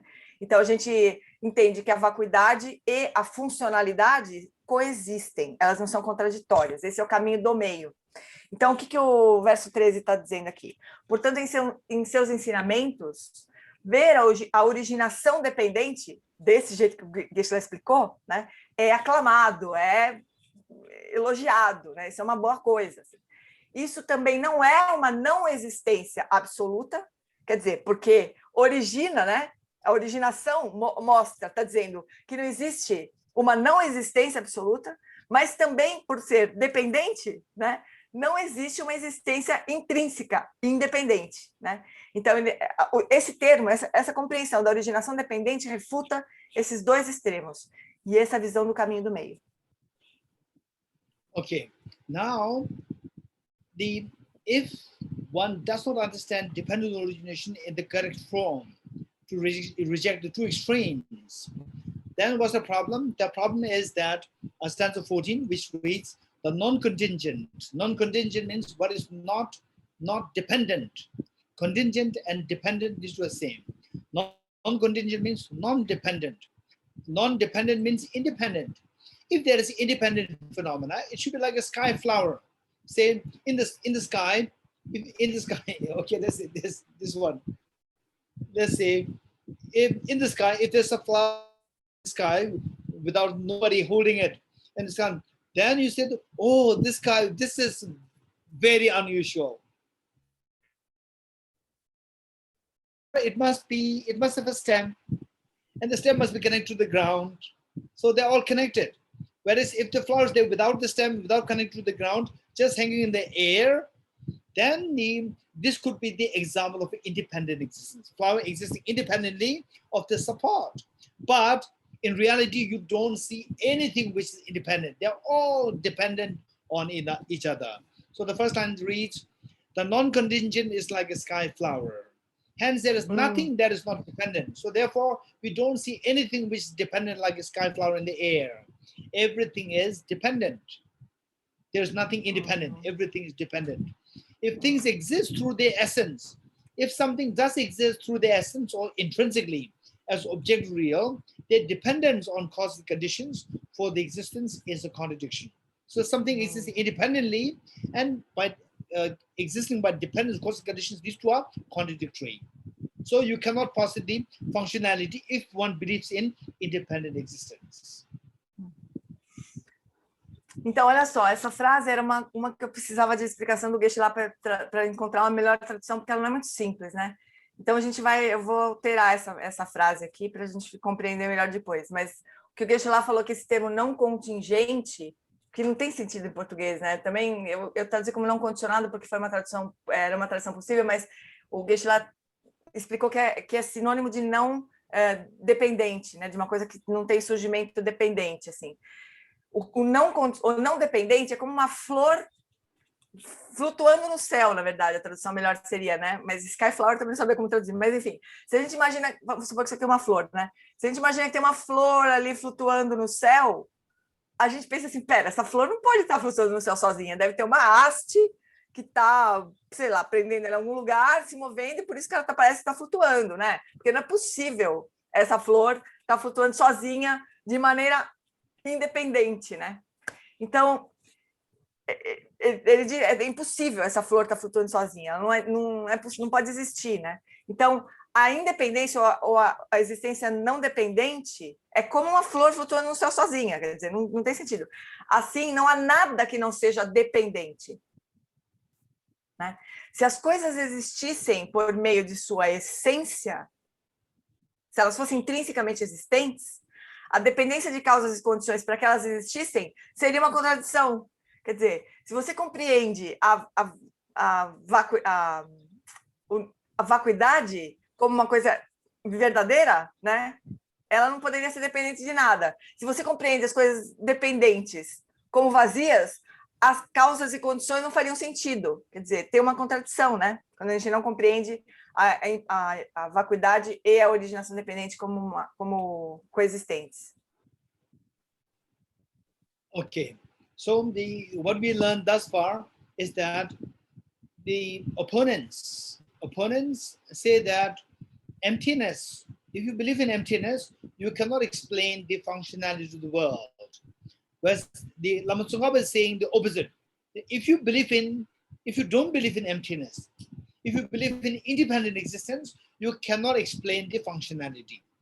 So contradiction is not with the people who believe in emptiness. Contradiction is with the people who do not believe in the emptiness, instead who believe in independent existence.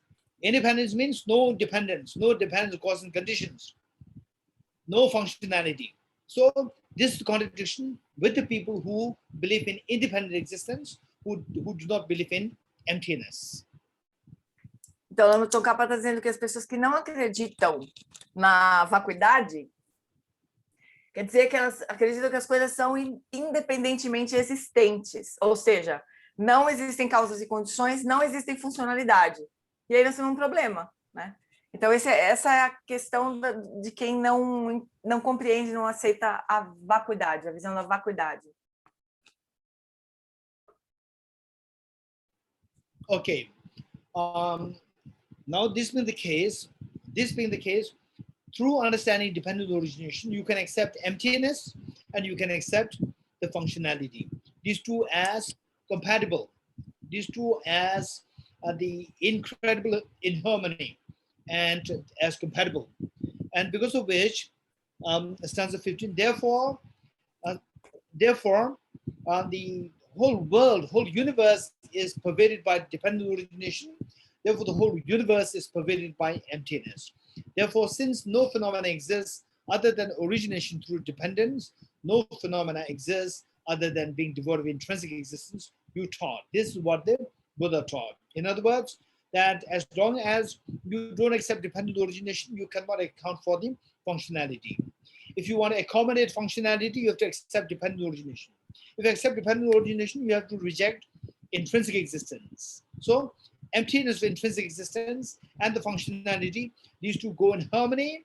And we see that everything is of the nature of dependent origination. Therefore, everything is the nature of emptiness. Então, o verso 15, o Buda primeiro, antes de ler o verso 15, o Geshe explicou que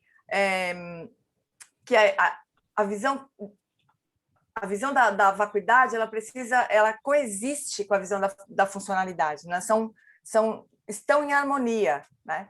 Uma pessoa que não aceita a vacuidade, ela não tem como aceitar a funcionalidade, então as duas coisas não são compatíveis, né?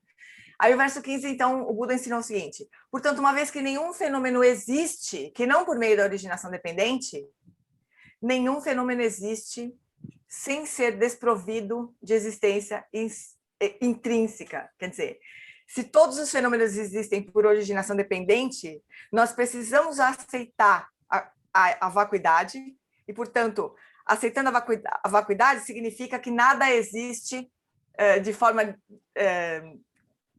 sem ser desprovido da existência intrínseca. Então, de novo, né, a vacuidade e a existência intrínseca e a originação dependente precisam ser vistas como compatíveis, né, como coexistentes. Okay. Now, going back to the dream. Going back to the dream, if you see that this dream, say you are dreaming of being in the forest, and you went there for adventure, and then you meet with the tiger, and then say later on you said that, what have you experienced? Oh, initially it was a pleasant feeling, a pleasant experience. Then later on we went with the tiger, and the person said, this is dream. This dream, the person tells you. Let's say the person, actually it was your dream. Then you will say that, no, it's not dream, it's real. If you say that it is real, you will not wake up. You will not wake up. You will not be freed from the fear of the tiger. So therefore, believing the dream is real, this will not free you from the fear of the dream tiger. So likewise, if we always believe what we are seeing is real, that's not coming from a mind like a dream. If we believe that, oh, but it's so real, look at this is so real, this is so real. If this is a belief, we will never wake up from the sleep of ignorance. If that happens, we will never be freed from our miseries. So we will never attain nirvana. We will never attain Buddhahood. So if you believe in objective existence, if you believe in independent existence, one will never attain the total freedom from suffering. You will never attain the infinite happiness. So this is a contradiction where when you have a wrong belief that things are intrinsically real, things are objectively real, then it will stop you from attaining freedom from suffering and attaining the infinite happiness. Então, vou voltar para a situação do sonho, né? A gente está lá no sonho, então no começo está tudo bem, daqui a pouco aparece o tigre de novo, a gente morrendo de medo do tigre. Aí alguém chega para nós e fala assim, mas olha, na verdade isso aqui é um sonho, você está sonhando, né? E você fala, não estou sonhando, isso é de verdade, é super real, olha aqui, super real, né? Então, enquanto a gente acreditar que as coisas são reais, a gente não vai despertar, né? A gente não vai ser capaz de se libertar do medo que a gente sente no sonho, do medo do tigre no sonho, né? Enquanto a gente continuar acreditando que os fenômenos todos são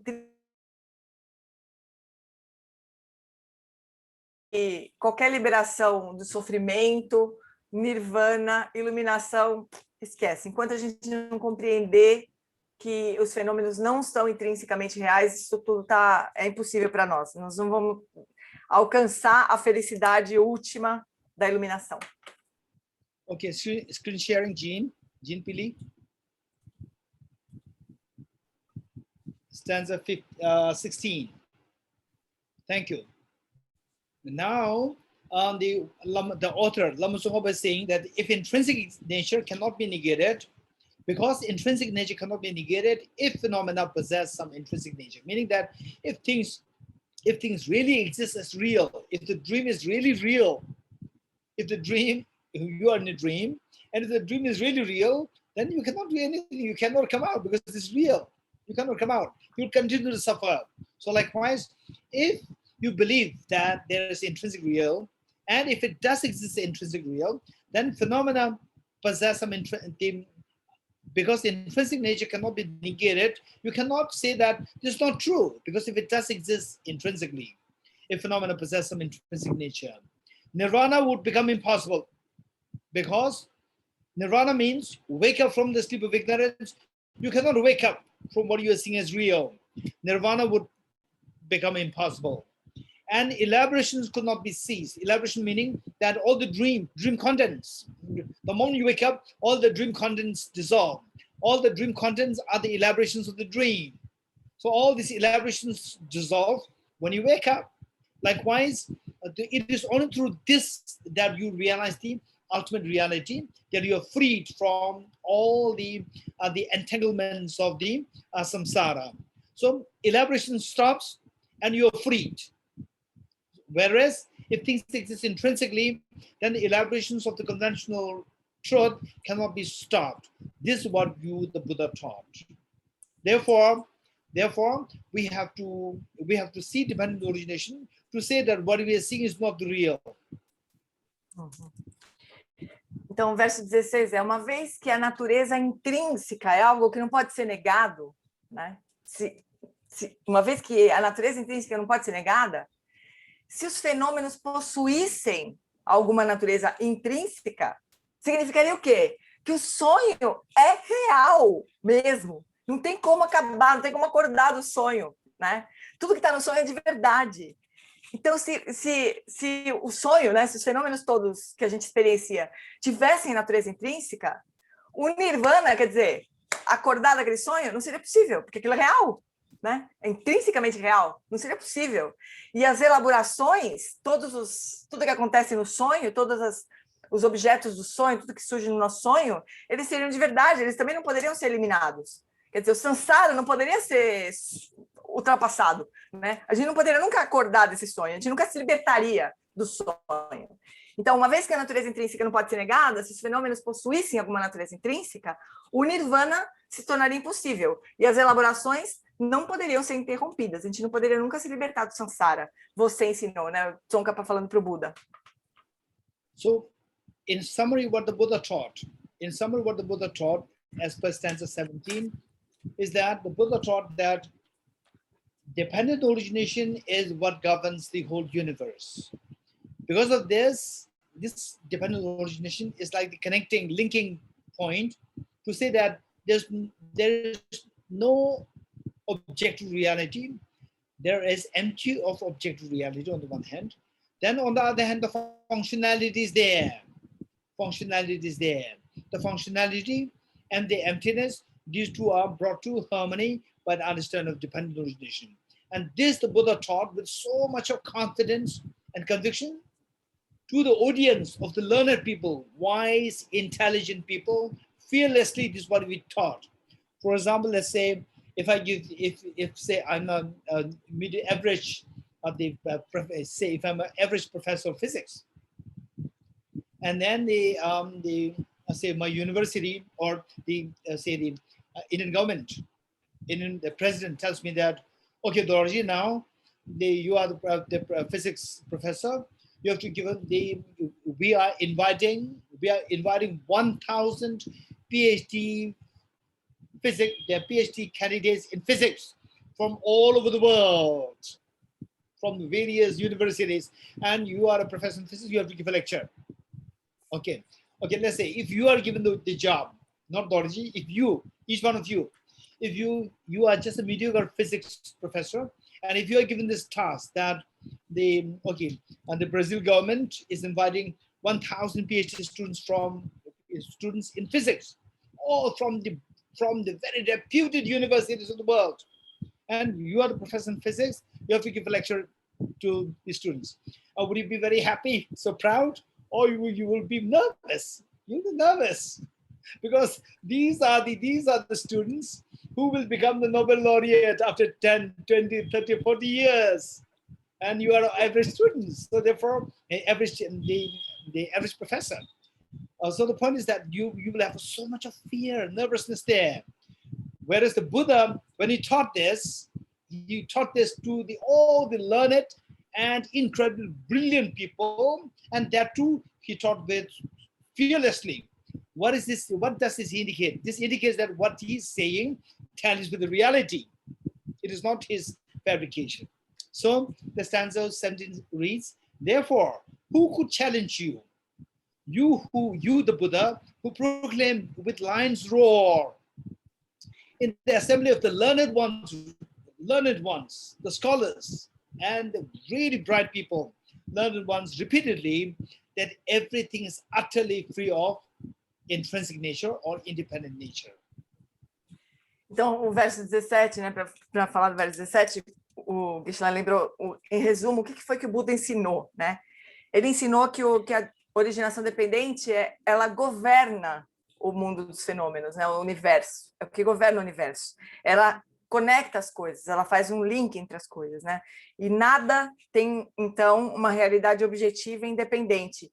E, ao mesmo tempo, tudo tem uma funcionalidade e uma causalidade. Então, de novo, a vacuidade e a originação dependente são dois lados da mesma moeda, né? Isso que o Buda ensinou. E aí, o verso 17 está falando sobre a forma como o Buda ensinou isso, né? Então, o Geshe perguntou para nós, assim, imagina que você é um professor mais ou menos assim de física, uma pessoa média, né? Um professor médio.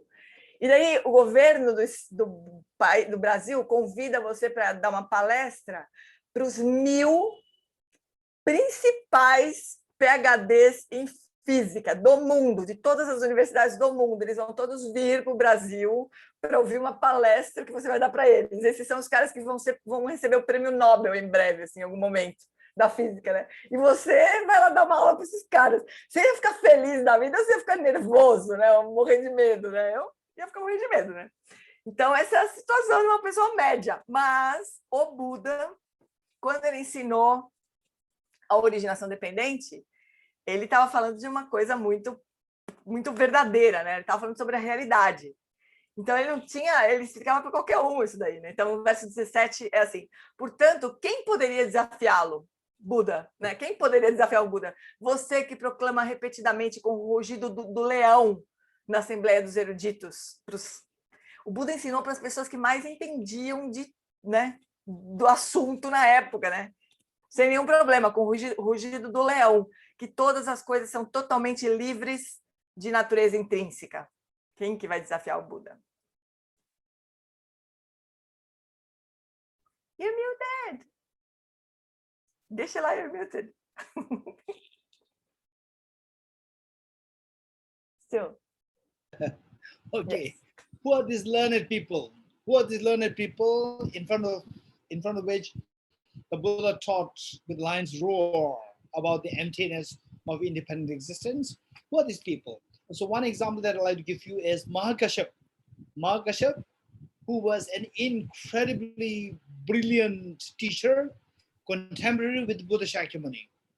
And he was a great teacher himself, and he was not following the Buddha first. He was himself a great scholar, a great teacher, and a practitioner. And he himself had so many students. The brightest of the students of Buddha Shakyamuni, like Shariputra, they were all his students first. His students, and then his students, they're coming to meet with Buddha Shakyamuni. They were so impressed by the Buddha Shakyamuni's teachings, and they sought permission from Mahakashyap. Mahakashyap, maybe go to receive teachings from Gautama the Buddha. And the Mahakashyap said, yes, you can go. And then all the best of his students were all going attracted towards the Buddha Shakyamuni. And Mahakashyap thought that, oh, this teacher, what he's teaching must be something very special. I'd like to check what he's teaching. So he went there, and not as a student, as a fellow, as another teacher, as a friend, went there and having exchanged courtesies. And then he just asked some questions to the Buddha Shakyamuni, and he was so impressed, and he became the Buddha's student himself. And later on, when the Buddha Shakyamuni assumed Mahaparinirvana, he became the first heir. Mahakashyap became the first heir.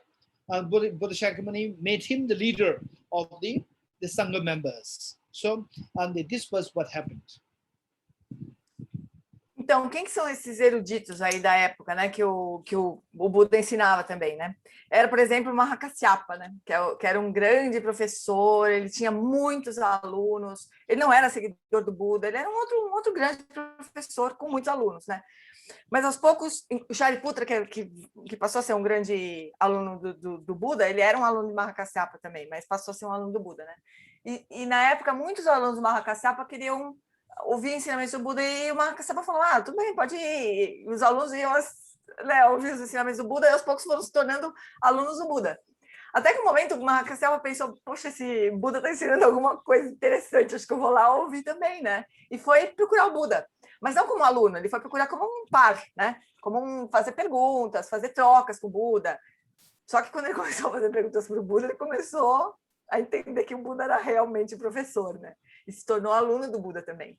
E aí, quando o Buda passou para o Parinirvana, Mahakasyapa foi escolhido como o principal herdeiro do Buda, né? O primeiro herdeiro do Buda, ele foi indicado pelo Buda como para continuar, para ser o líder da Sangha na época do Buda, né? Então, era esse tipo de erudito com quem o Buda falava, né?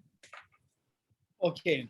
Let me just share you one anecdote, which perhaps most of you heard it already before. When I was in England, 2004, about 16, 17 years ago, in Cambridge, I was meeting with lots of physicists, and mostly physicists. I was meeting with the physics professors, and there was one Israeli professor. He was exceptionally bright, and two of us, we were having some the discussions, and eventually ended up into debate.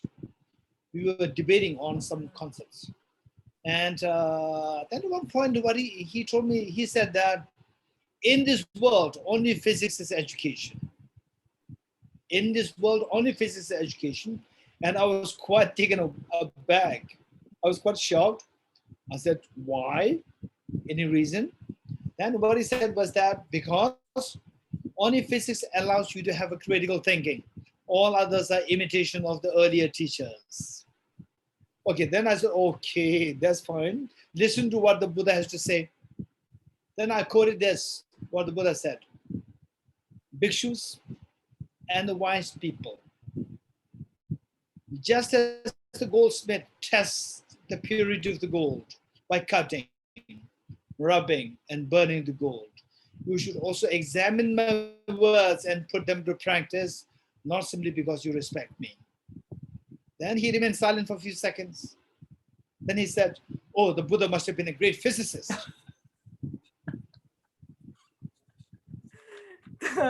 Geshe já contou essa história outra vez pra gente, já do Trazendo, né? Mas em 2004, quando ele estava em Cambridge, né? Ele conversava com os físicos, ele realmente gosta de física, né? Então ele estava conversando com um físico que era excepcional, ele era brilhante. E aí eles entraram num certo debate ali, né?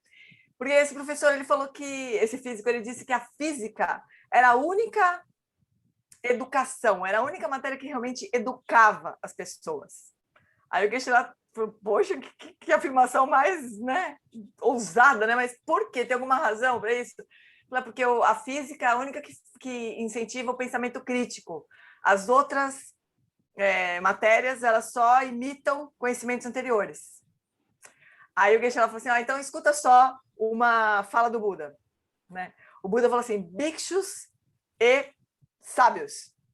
Assim como o ourives, que eu não lembrava, assim como o ourives pega o ouro, esfrega, corta, queima, para ver se é ouro de verdade, né? Assim como o ourives faz isso, vocês também devem aceitar, devem experienciar investigar criticamente os ensinamentos, colocar em prática e não aceitá-los só por fé, por pura fé, não por respeito a mim, né? Como aceitar minhas palavras por respeito. E ele falou assim, então o físico falou assim, então esse Buda devia ser um grande físico. Desisti de jeito nenhum. Okay. We'll stop here for today. I'd like to entertain 1 or 2 questions if you have. Então a gente vai parar por enquanto e se vocês quiserem fazer 1 ou 2 perguntas, deixa lá, pode responder.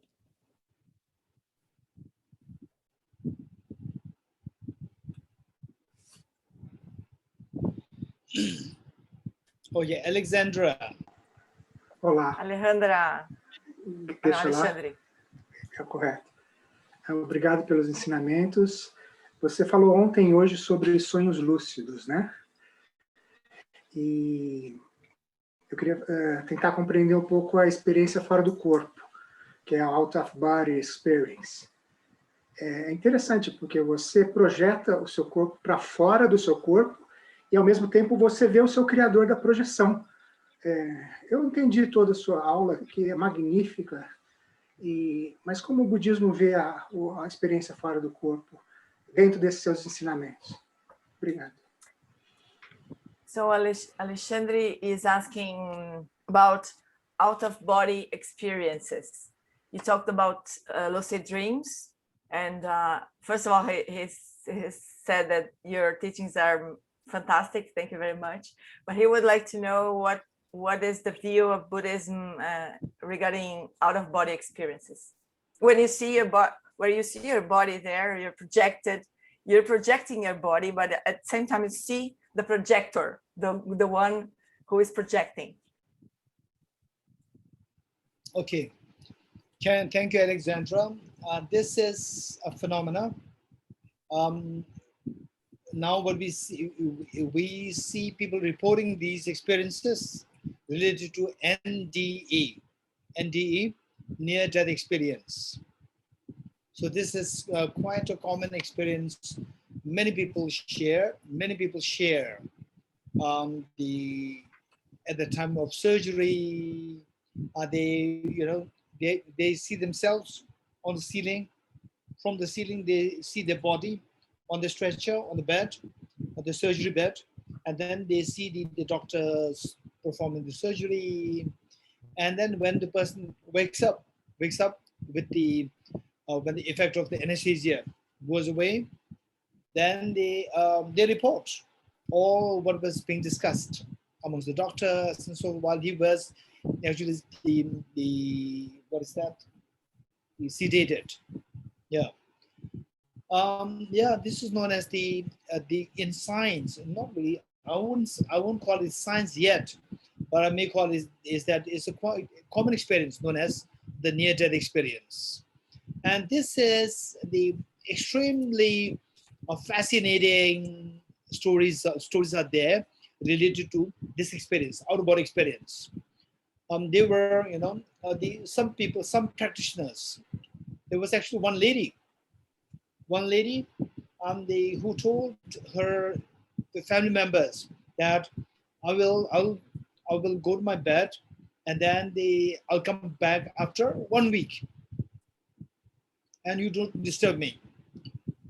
And then as the advice by her, so the family members, they just kept her locked up and she was there.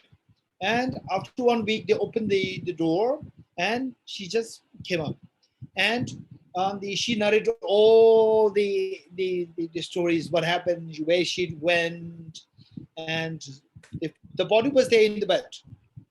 But she could narrate everything which can be verified so well later on.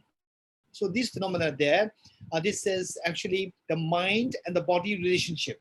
The mind and the body relationship, where through some practice, some people through karmic effect, some people have this ability, whereas others, through deliberate practice, there are techniques by which to separate your body and a mind.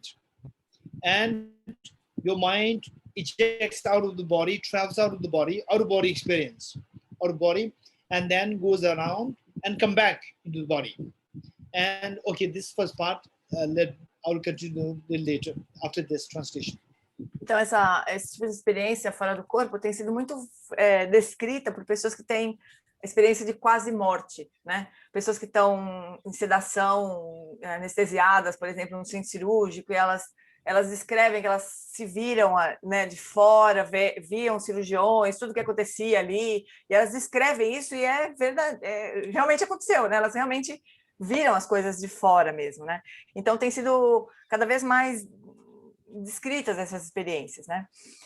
E é uma coisa super fascinante. Na verdade, também tem uma história de uma mulher que instruiu a família. Ela falou assim: olha, eu vou para minha cama, num lugar ali isolado, e vocês não me perturbem durante uma semana, né? E ela foi para lá, deitou na cama, e depois de uma semana as pessoas foram lá ver como é que ela estava, né? Aí ela acordou e falou assim: eu fiz isso, fiz aquilo outro, fui para tal lugar, fui para esse lugar, para aquele lugar, tudo verificável. Quer dizer, o corpo dela estava na cama, mas a mente dela estava em outro lugar. E tudo poderia ser verificado, né? Não era invenção na cabeça dela. Então, isso é uma coisa muito interessante de como que a relação mente e corpo pode ser separada, né? Como que a mente pode sair do corpo de verdade e fazer coisas livres do corpo, né? Isso pode acontecer ou porque a pessoa karmicamente tem uma habilidade que já vem com ela, ou porque ela realmente treina para fazer isso, né? Então, são práticas que podem ser treinadas, né? Obrigado, Geshe. Só complementando rapidinho. Desculpa, ele vai complementar, Alexandre. Só um minutinho, ele vai complementar. Desculpa, eu esqueci de falar, desculpa. And also, there was a very interesting anecdote. There was one Tibetan teacher by the name Lama Marpa, who was the teacher of Jismila Repa. And then the master Atisha Dipangara Shirigana from India, he was being invited from India to visit Tibet, and Lama Marpa was going to India, so they met on the way, and both of them heard about each other's fame. Lama Marpa has a tremendous respect to Lama Atisha, and Lama Atisha, having heard that the Lama Marpa has the power to transfer his consciousness from his mind from the body, out of body experience, he can do that. So when they met, then Lama Atisha asked Lama Marpa, I heard that you have this power to do it. So can you demonstrate it to me? Then Lama Marpa said that you are a great teacher, so I will just comply with your request. So what he did was that he asked his students to look for a dead body, and the students could not find a human dead body. Instead, they found the dead sheep. So they brought it, and the Lama Marpa said, okay, actually it should be a human body is better. But then the students cannot find it, and then the Lama Atisha, highly respected teacher, made the request, so I'll perform the feat here. So he went into samadhi, in meditation. And with this meditation, then within the few minutes time, then his body just collapsed, fall down, and then the sheep just got up. Usually the sheep doesn't perform dance. So the sheep went close to the Lama Atisha and performed dance, and Lama Atisha could not control his laughter.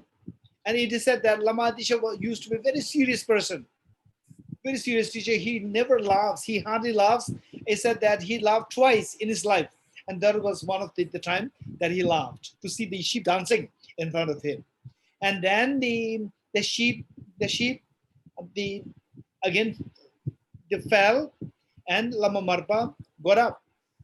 Then Lama Marpa, what he said was that, yes, the the sheep body is an animal body. So my mind, I could see the sluggishness of my mind because of the sheep's mind, sheep's brain not being the hospitable for the human, the active the mind.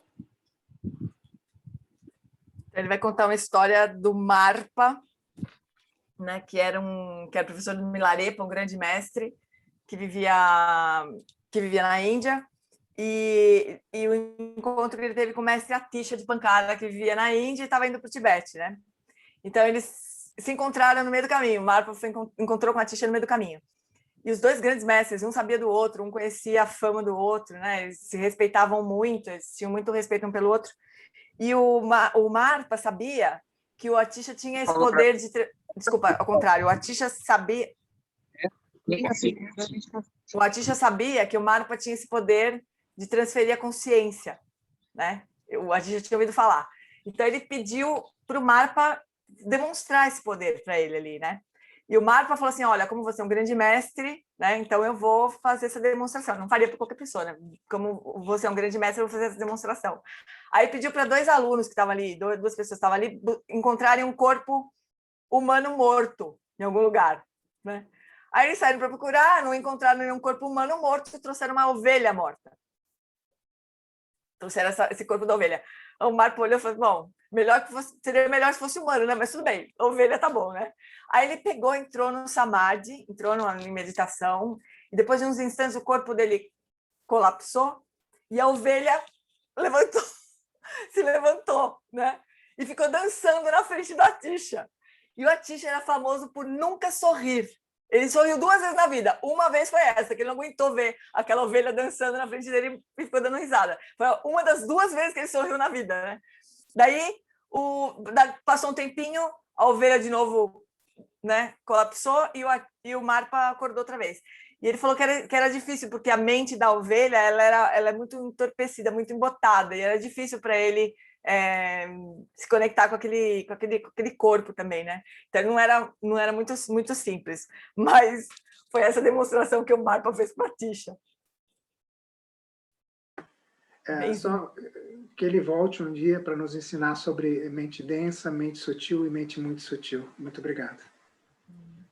So he's asking, finally, Alexandre is asking you to come back and teach us about gross mind, subtle mind, and very subtle mind. Sure. Geshe, this story is amazing. I've never heard it. Johnny, we have 2 questions. We have 2 questions by Daniel Warren, and we have one by Germana in the chat. Let's take these 2 questions. So I have a question from Germana. I'll talk in Portuguese and then in English. Então, a pergunta da Germana é sobre a primeira estrofe, no primeiro verso, sobre visão. Milarepa, em suas canções, fala da união de visão, meditação e ação. Você poderia aprofundar mais esse conceito de visão e se ele também estaria inserido no princípio de shunyata, ou vacuidade? Obrigada, Geshe. So, Germana is asking about this triad of view, meditation, and action, or conduct that Milarepa speaks in his songs.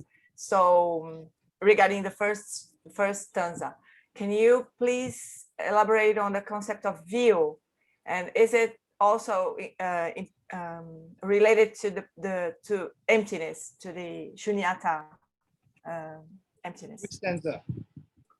She's saying that it is the first stanza. Let me see. Which first stanza? First stanza Of the this text we're studying. Of this text, yes. Okay. He who speaks, I'm gonna share. Here.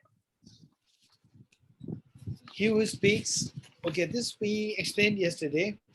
He who speaks on the basis of seeing, he refers to Buddha Shakyamuni, who speaks on the basis of seeing, meaning on the basis of the experientially seeing the ultimate reality. This makes him a knower. Knower meaning who knows the ultimate, and the teacher who teaches the ultimate as unexcelled, without comparison. I bow to you, O conqueror, the one who conquered all misconceptions, all the ignorances, you who saw dependent origination and taught it. Yes, this is about emptiness. Ok. Então, a gente viu, né, o verso... deixa eu voltar aqui só rapidinho.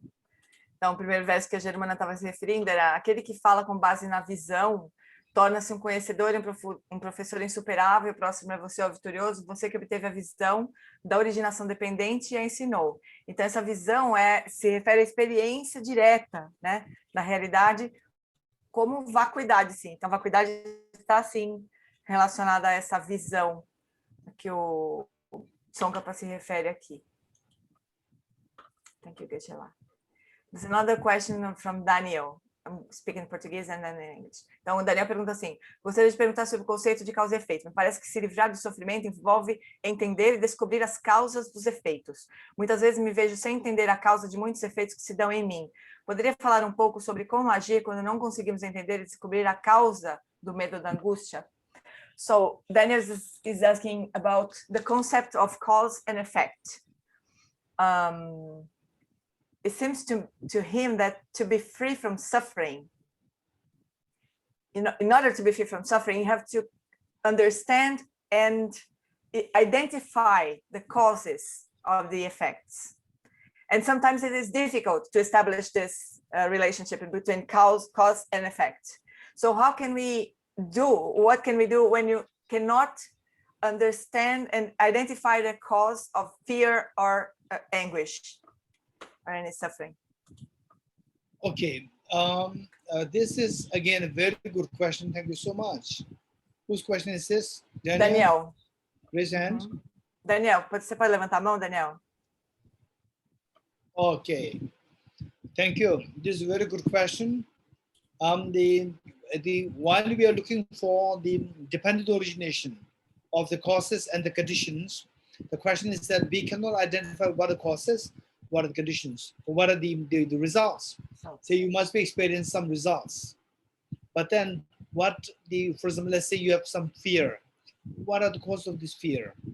So you are experiencing the result, but you may not be experiencing the causes. That's very true. What are the real causes? What are the real conditions? What are the results? And what we are doing now is the cause, and what's going to be the future results. So this is not that easy. So therefore, the mantra, this mantra is so precious. Ye dharma hetu prabhava hetum desham tathagato hyavatat desham jayo nirodha evamadi mashamana. So, which means that all phenomena arise from the causes. The causes are taught by the Tathagata because it is difficult to know what the causes.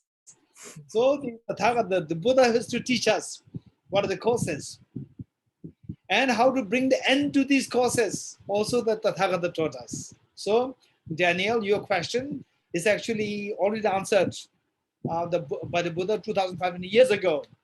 He said that yes, the causes, to identify what the causes are, is not easy. So the Buddha taught a very broad, the spectrum, broad spectrum of the causes, the relation with the causes, what are the causes, what are the effects. Same experience of the miseries, the fears that we go through. The fears that we go through, example that I gave you yesterday. The fears that we go through, the fear of, let's say that being in the prison, in the dream, being in the contracted COVID and being in the prison is because of your action of fighting with the person, your action of carelessness, removing the mask, and then you got the COVID, and then you fight with your friend, you end up in prison. So the miseries, all miseries are the results. They are because of the karmas, our actions. Karmas are because of our emotions, our afflictions inside. And afflictions are because of our inappropriate attention, failing to see things as relative. Failing to see things as relative. Okay. And then that is because of failing to see things as empty of true existence. So all these causes, what are the causes? What are the results? They're all taught by the Buddha.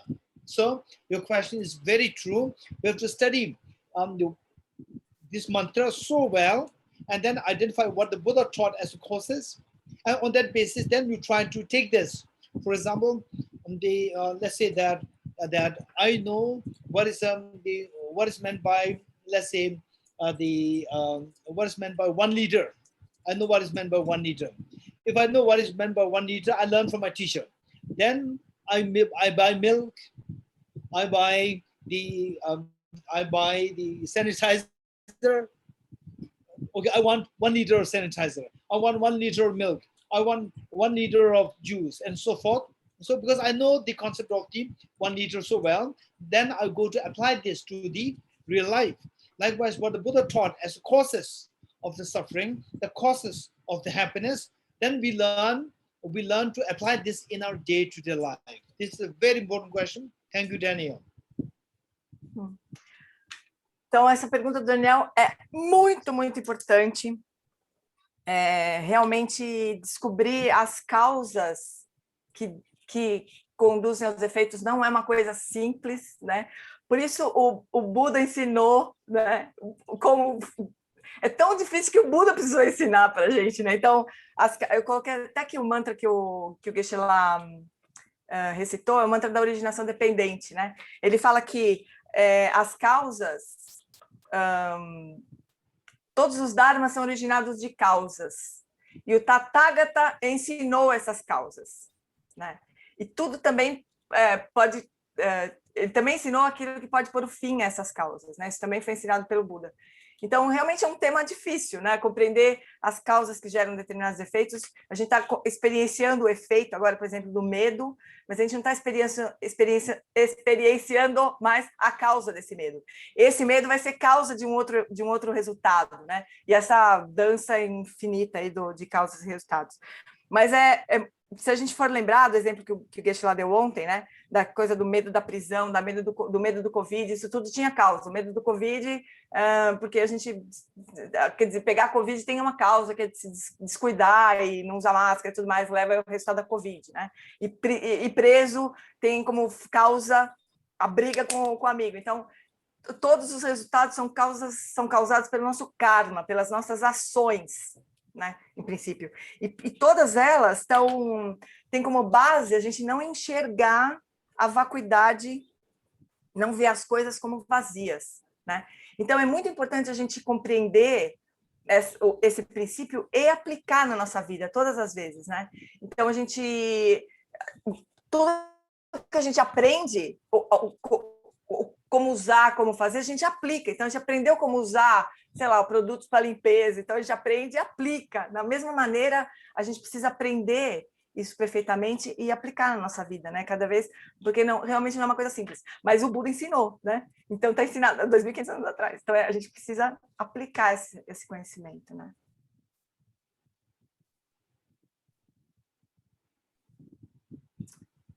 Ok, Geshe lá. Okay. Geshe-la, thank you very much for another precious teaching, and most importantly for addressing the curiosities and doubts and inquiries of people from Brazil in your today's lesson. It's very precious, it's very valuable. Thank you very much. Chukjeche, aapka bahut bahut dhanyawad. Good night in India. Gianni, muito obrigada, como sempre. Obrigada a todos. Nós encontraremos agora no próximo fim de semana para continuarmos estudos sobre originação dependente. Ótimo domingo para todos. Até mais. Tchau. Obrigada. Geshe-la, tchau, bye bye. Muito obrigada. Thank you, Geshe-la. Thank you, each and every one of you. Thank you. Bye-bye. Thank you. Bye-bye. Be safe, Geshe-la. Be safe.